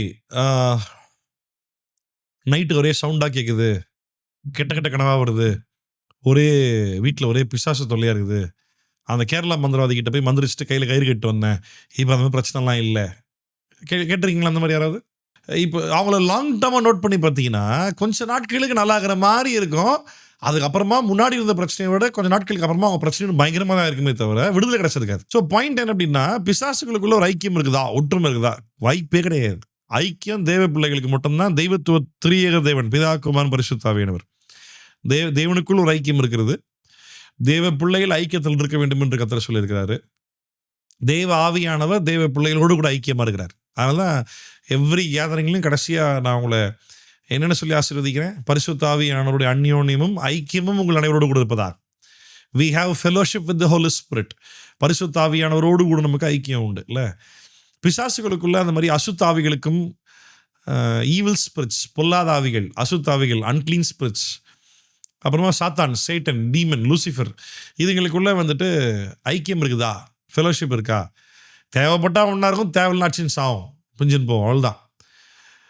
இப்போ இதை ஏசு இப்படி சொல்லியிருக்காரு, பிசாசு துரத்த முடியாதுன்னு சொல்லிக்கிறாரு. அது எப்படி அப்படின்னா, அங்கே என்ன சொல்றாரு பாருங்க, ஓமையை சொல்றார். அவன் பேயோட தலை வச்சுட்டு பேய் ஓட்டுறான்டா அவன் அப்படின்னப்போ என்ன சொல்றது? இப்போ ஒன்று கேட்டேன் நான், எனக்குள்ள பிசாசு நான் எடுக்குள்ள கர்த்தரே தன்னுடைய ஆவியா எனக்குள்ள அப்படி சொன்னாலும் இங்கே ஒன்றுமே வேலை செய்ய போகிறது இல்லை. ஒரு ஊமையா சொல்றாரு, நீங்கள் சொல்றது என்ன லாஜிக் இருக்காடா அப்படின்றார். ஒரு ஊமையா சொல்றாரு. சாத்தான் எப்படா துரத்துவான்? அப்புறம் அதோட டிபார்ட்ல ஒரு எக்ஸாம்பிள்ஸ் கோட் பண்ண, ஒரு ராஜ்யம் தனக்குத்தானே விரோதமாக நிற்குமா சொல்லுங்க? ஒரு ராஜ்யம் தனக்குத்தானே விரோதமாக நிற்குமா நிற்காதா சொல்லுங்க பார்ப்போம். ஒரு ராஜ்யம் தனக்குத்தானே விரோதமாக நிற்க முடியுமா முடியாதா? கட்சிக்குள்ளேயே ஒருத்தருக்கு விரோதமாக இருப்பாங்க, நாட்டிலேயே ஒருத்தருக்கு விரோதமாக இருப்பாங்க, ஆமாவா இல்லையா? நம்ம நாட்டில் பிஜேபிக்கும் ஹிந்துஸ்க்கும் முஸ்லீம்ஸ்க்கும் கிறிஸ்டின்ஸ்க்கும் பிரச்சனை இருக்கா இல்லையா? இங்கே என்ன ஆப்கானிஸ்தானா கெசகிஸ்தானா எந்த நாட்டில்? அந்த நாட்டில் வந்துட்டு ஒரு ஒரு ஒரு ஒரு நாட்டினுடைய இது army navy military army soldiers navy கப்பல் படை மிலிட்டரி ஆமாம் ஆர்மி நேவி மிலிட்ரி தானே ஆமாம் இது மூணுமே சாரி ஏர்ஃபோர்ஸ் ஆர்மி மிலிட்ரி ஒன்று தான் army and military navy and air force விமானப்படை காலாட்படை கடல் படை இதனுடைய ஹெட்டு இதுக்கு அல்டிமேட் ஹெட்டாக இருப்பாங்கல்ல இந்த 3 பேருமே ஒருத்தர் மீட் பண்ணக்கூடாது தெரியுமா? இவங்க 3 பேர் தான் நாட்டினுடைய எல்லாமே. எனக்கு எந்த கண்ட்ரின்னு கரெக்டாக ஞாபகம் இல்லை. அந்த குறிப்பிட்ட கண்ட்ரியில் இந்த 3 பேர் ஒன்றா மீட் பண்ணிக்கிட்டு ஆட்சியை தூக்கிப்பட்டு 3 பேரும் சேர்ந்து கண்ட்ரியை மொத்தமாக கேப்சர் பண்ணிட்டாங்க. சரியா? ஒரு ராஜ்யத்துக்குள்ள ஒரு ராஜ்யம் தனக்குள்ளே தானே பிரிவினை இருக்காதா? கண்டிப்பாக முடியும். பிசாசுகள் தனக்குள்ளே சண்டை போட்டுக்காதா? கண்டிப்பாக முடியும். அடுத்து பாருங்க, ஒரு வீடு தனக்குத்தானே விரோதமாய் பிரிந்திருந்தால் அந்த வீடு நிலைநிற்க மாட்டாதே. இப்ப தெளிவா சொல்றாரு. ஒரு வீட்டுக்குள்ளே ஒருத்தருக்கு ஒருத்தர் விரோதியா இல்லையா? சொல்லுங்களேன். என்ன சுஜி? இருக்காங்க பாஸ்டர். ஆமா, ஒரு வீட்டுக்குள்ளே தனக்குத்தானே இப்போ ஒரே ஐக்கியத்திற்குள் ஒரு வீட்டிற்குள் ஒரு ராஜ்யத்திற்குள் ஒருவருக்கு ஒரு விரோதமா இருக்க முடியாதுன்னா இல்லை, முடியும். அப்படி இருந்தா ஸ்பிளிட் ஆகி போயிடும்ன்றாரு. அந்த வீடு நிலைநிற்க மாட்டாதே. சாத்தான் தனக்குத்தானே விரோதமாக எழும்பி பிரிந்தால் அவன் நிலைநிற்க மாட்டாமல் அழிந்து போவானே. சாத்தான் அழிஞ்சு விடுவானா? அப்படியா? சாத்தான் அழிந்து போய் விடுவானா? என்ன அர்த்தம் அப்படின்னா,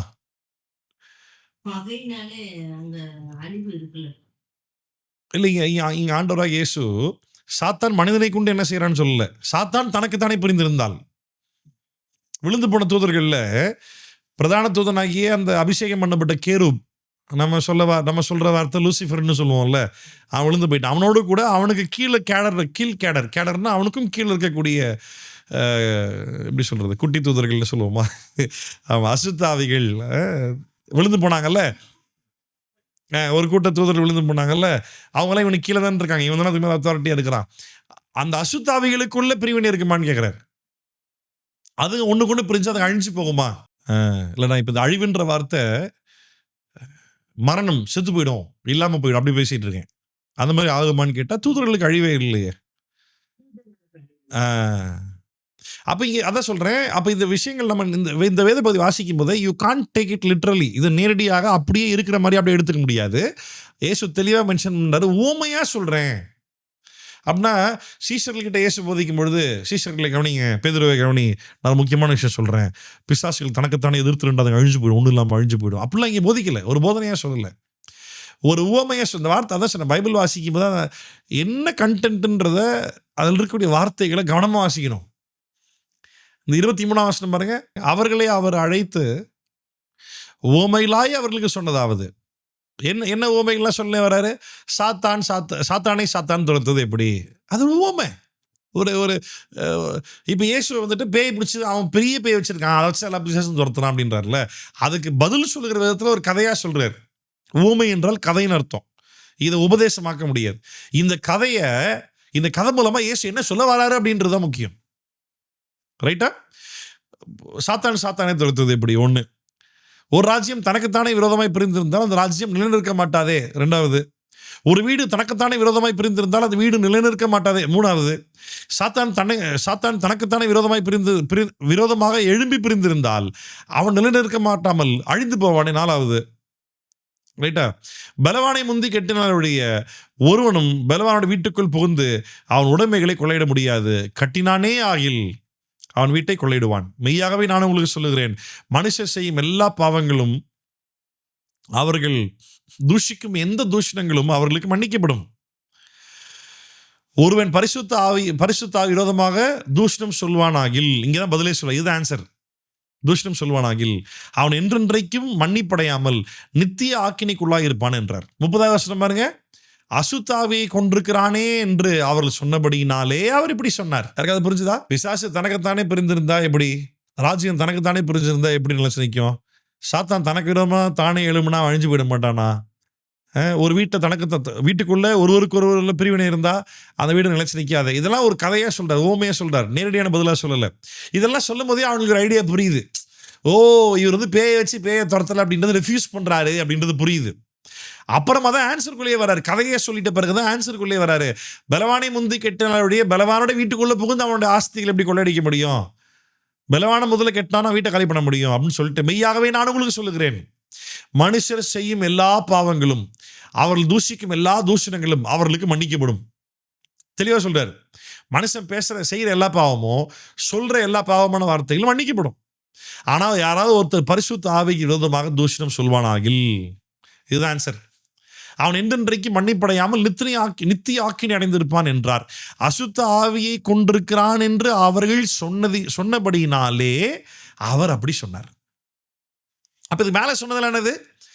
அவனுங்க சொன்ன ஒரு காரியத்திற்கு அகெயின்ஸ்டா இயேசு கதைகள் சொல்றார், உவமைகள் சொல்லி, அந்த உவமைகள் மூலமா இவர் சொல்ல போகிற பதிலுக்கு ஒரு கட்டமைப்பு கொண்டு வந்துட்டே இருக்கிறார்.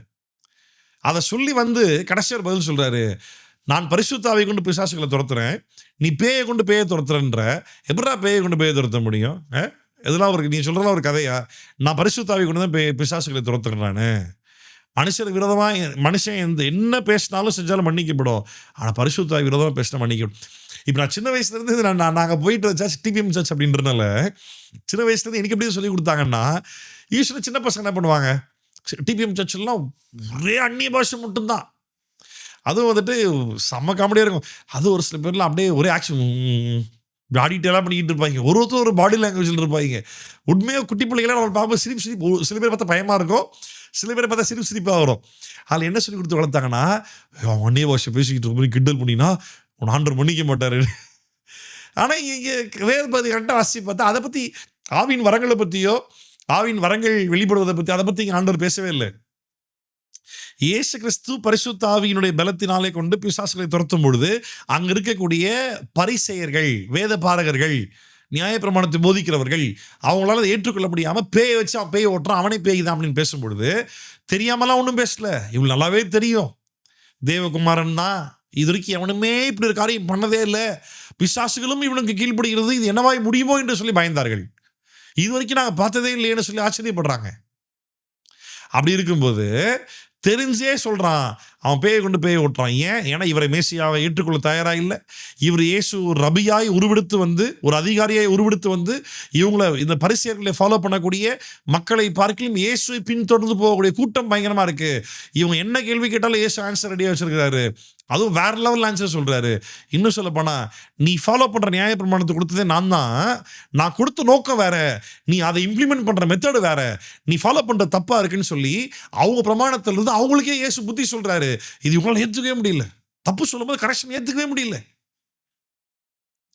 இருதயம் கடினப்படுது. அதனால பர்பஸ்ஃபுல்லாவே சொல்றாங்க, இவன் பேய் வச்சு பேய் ஓடிக்கிட்டு இருக்கான், அது தேவ ஆவியானவர் நல்லாவே தெரியும் அவங்களுக்கு, ஆனால் பேய் வச்சு பேய் ஓட்டிக்கிட்டு இருக்கான் அப்படின்ட்டு. அதுக்கு இயேசு வந்துட்டு இந்த ஊமைகள் சொல்லி கடைசி ஒரு பாயிண்ட்ல சொல்றாரு, மனுஷர் செய்யும் எல்லா பாவங்களும் அவர்கள் தூஷிக்கும் எல்லா தூஷணங்களும் அவர்களுக்கு மன்னிக்கப்படும், ஆனால் என்ன மன்னிக்கப்படாது? ஒருவன் பரிசுத்த ஆவிக்கு விரோதமாய் தூஷணம் சொல்வானாகில் அவன் என்றென்றைக்கு மன்னிப்படையாமல் நித்திய ஆக்கினைக்குள்ளாய் இருப்பான் என்றார். அசுத்தாவி கொண்டிருக்கிறார் என்று அவர்கள் சொன்னபடினாலே அவர் இப்படி சொன்னார். அப்பொழுது அவருடைய சகோதரரும் தாயாரும் வந்து வெளியே நின்று, ஞாபகம் இருக்கா? ஸ்டோரி கண்டினியூ ஆகுது. இப்போ அவங்க அப்பா அம்மா யார், இயேசுடைய தாயாரும் சகோதரில் வந்து என்ன பண்ணுறாங்க, இயேசுக்கு பைத்தியம் முடிச்சிச்சு, புத்தி கெட்டத்தனமாக ஏதோ பண்ணுறான், அவனை கூட்டு வீட்டில் அடிச்சு வச்சா சரி வரும் அப்படின்னு பிடிக்க வந்துட்டாங்க. அந்த இடத்துல நடந்த சம்பவம் இது. இங்கே வந்து பிடிக்க வந்த இடத்துல வெளியே நின்று அவரை அழைக்கும்படி அவர் இடத்துல ஆள் அனுப்பினார்கள். அவரை சுற்றிலும் உட்கார்ந்திருந்த ஜனங்கள் அவரை நோக்கி, இதோ உம்முடைய தாயாரும் உம்முடைய சகோதரரும் வெளியே நின்று உம்மை தேடுகிறார்கள் என்றார்கள். அவர்களுக்கு அவர் பிரதியுத்தரமாக, என் தாய் யார், என் சகோதரர் யார் என்று சொல்லி தம்மை சூழ்ந்து உட்கார்ந்திருக்கிறவர்களை சுற்றி பார்த்து, இதோ என் தாயும் என் சகோதரரும் இவர்களே, தேவனுடைய சித்தத்தின்படி செய்கிறவன் எவனோ அவனே எனக்கு சகோதரனும் எனக்கு சகோதரியும் எனக்கு தாயுமாய் இருக்கிறான் என்றார். என்ன அற்புதமான வார்த்தை.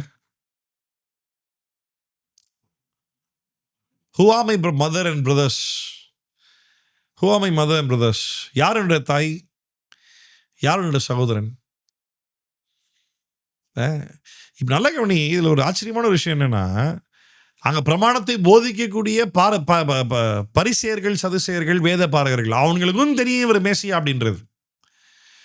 யோவான் சந்தேகத்தோடு கேட்டு வரல. யோவானுக்கு ஒரு டவுட்டு. யார்? யோவான் ஸ்நானகனுக்கு ஒரு டவுட்டு.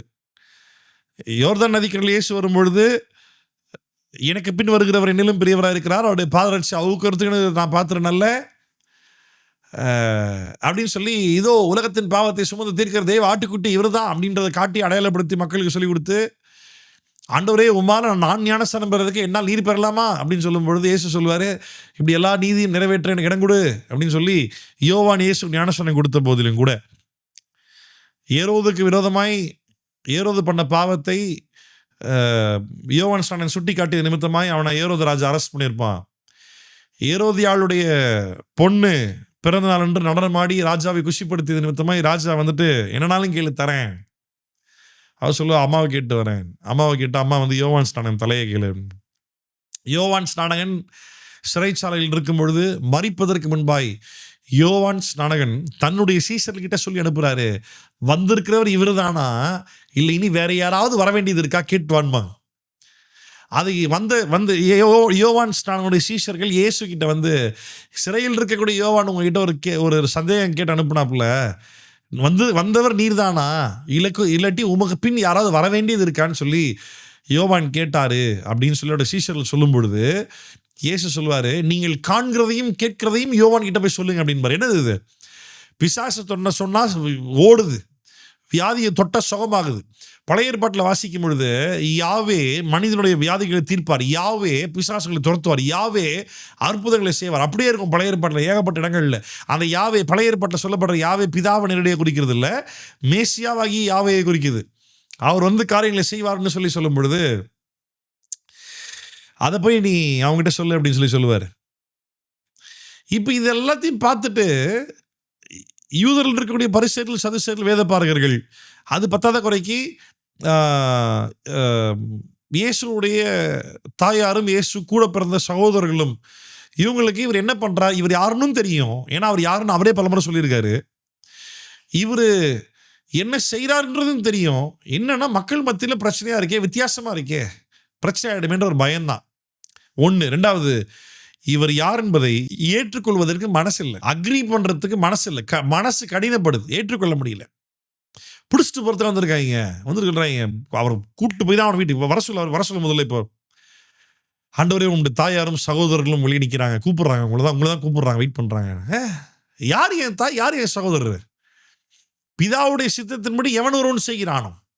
கர்த்தருடைய வார்த்தையை நான் போதிக்கிறேன், தேவ ராஜ்யத்தை குறித்து போதிக்கிறேன், எல்லா கொண்டு பத்தியா நீங்க தான் என்னுடைய தாய்மார்கள், நீங்க தான் என்னுடைய சகோதரர்கள். ஞாபகம் இருக்கா உங்களுக்கு? ரத்தம் சம்பந்தப்பட்ட உறவுகளை பார்க்கிலும் இயேசுவின் ரத்தத்தால் சம்பாதிக்கப்பட்ட உறவுகள் தான் உண்மையான உறவுகள்.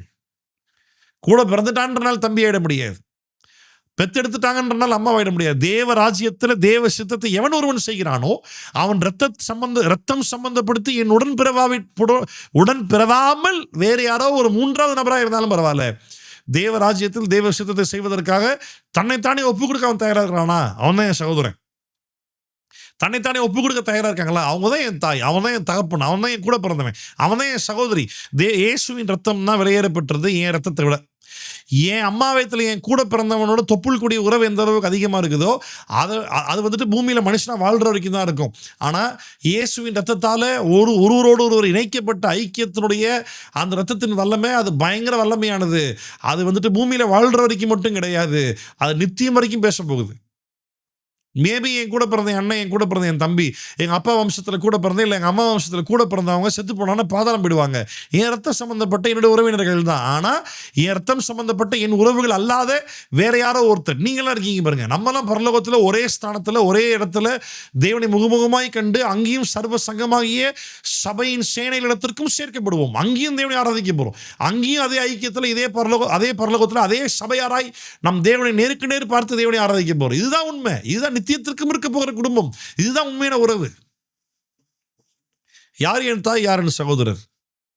பெற்றதுக்காக அம்மா இட முடியாது, அது வேணா பூமியில சொல்லிக்கலாம். பெற்றதுக்காக அப்பா இட முடியாது, அதை வேணால் பூமியில் சொல்லிக்கலாம். கூட பிறந்ததுக்காக சகோதரன் இட முடியாது, அதை வேணால் பூமியில் சொல்லிக்கலாம். பிதாவின் சித்தத்தின்படி இயேசு கிறிஸ்துவின் இரத்தத்தால் ரட்சிக்கப்பட்டு தேவ சித்தத்தை செய்யணுன்ற ஒரு வைராக்கிய இருதயம் உள்ளவன் எவன் ஒருவன் தேவ ராஜ்யத்தில் கிரியை செய்கிறானோ அவன் தான் என் தாய்.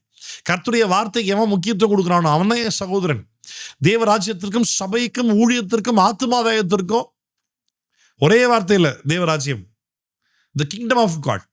Anybody who primarily considers that the kingdom of God is his primary important அப்படின்னு சொல்ற யாரா இருந்தாலும், he is my brother, he is my sister, he is my brother, he is my mother, he is my father, he is my family.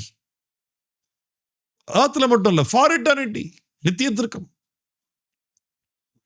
இயேசு சொல்லி கொடுத்து அதையே நம்மளும் சேர்ந்து ஃபாலோ பண்ணுவோம். அப்போ மார்க் இயேசுவை குறித்து என்ன சொல்றாரு பாருங்க. ஓய்வு நாள் அன்னைக்கு கூப்பிட்டு நிக்க வச்சு சுஸ்தப்படுத்தி, பிசாசுகள் நீரும் தேவனுடைய ஆண்டவர்னு தேவகுமாரன்னு சொல்லும் போது அமைதியாரு, பேசாத, ஓடி போயிடு மரியாதையார். ஒரு கூட்டம் இயேசுவை ஃபாலோ பண்ணுது, சுஸ்தமாக முடிக்க வருது. எல்லாரும் சுஸ்தப்படுத்தல, அவர் தேவ ராஜ்யத்தை பற்றி பேசுறதுக்கு படகுல ஏறி அவர் வேலையை ஆரம்பிக்கிறாரு.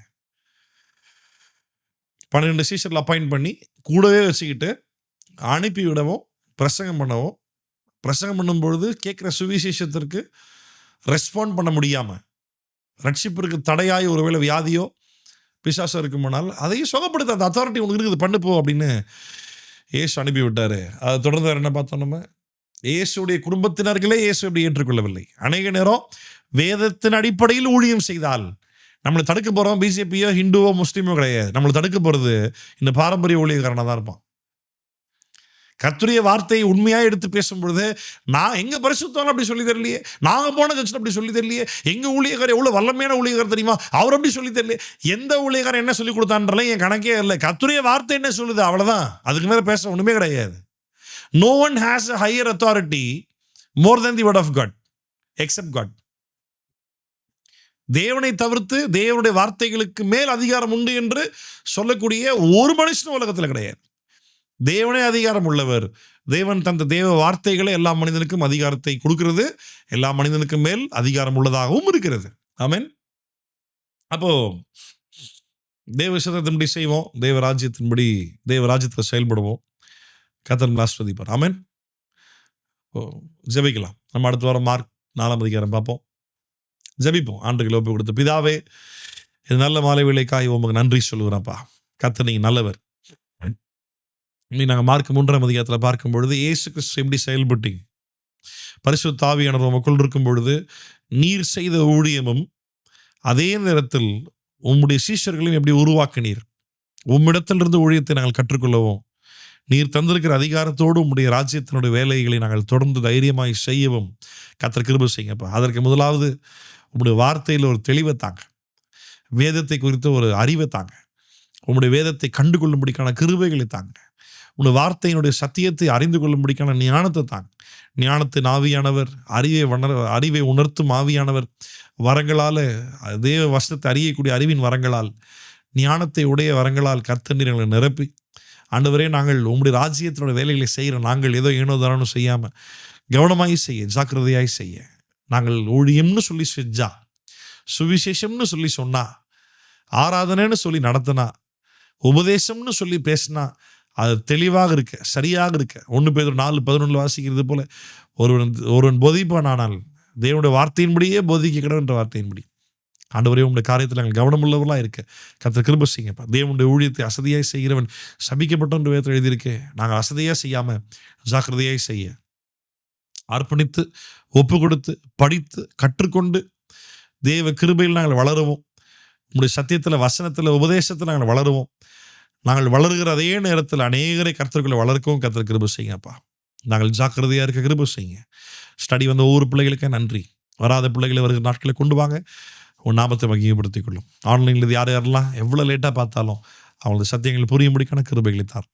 ஆசீர்வாதத்தை நடத்தும். உன் நாம மாத்திரம் மகிமைப்படட்டும். இயேசுவின் நாமம் ஜெபிக்கிற நல்ல பிதாவே, ஆமென். என் ஆத்துமாவே கர்த்தரை ஸ்தோத்திரி, என் முழு உள்ளமையோட பரிசுத்த நாமத்தை ஸ்தோத்திரி. என் ஆத்துமாவே கர்த்தரை ஸ்தோத்திரி. கர்த்தர் செய்த சகல உபகாரங்களையும் மறவாதே. அவர் அக்கிரமங்களை எல்லாம் மன்னித்து, நோய்களை எல்லாம் குணமாக்கி, பிராணனை அழிவுக்கு விலக்கி மீட்டு, கிருபையினாலும் இரக்கத்தினாலும் முடிசூட்டி, நன்மையினால் வாயை திருப்தி ஆக்குகிறார். கழுகுக்கு சமானமாய் உன் வயது திரும்ப வாழ வயது போலாகிறது. ஆமென். நம்ம ஆசீர்வாதம் பெற்றுக்கொள்வோம். நம் திரியேக தேவனாகிய பிதா, குமாரன், பரிசுத்தாவியின் நாமத்தினால நம் அனைவருக்கும் கிருபையும் சமாதானம் தேவ அன்பும் பரிசுத்த ஆவியானவருடைய அந்யோன்யமும் ஐக்கியமும் இன்றைக்கும் சதா காலங்களிலும் ஆண்டவராக இயேசு வரும் வரைக்கும் நம் அனைவரோடும் கூட இருந்து நடத்துவாராக. ஆமென். ஆமென். God bless you. மாறனதா. இயேசு சீக்கிரம் வரப்போகிறார். ஆமென்.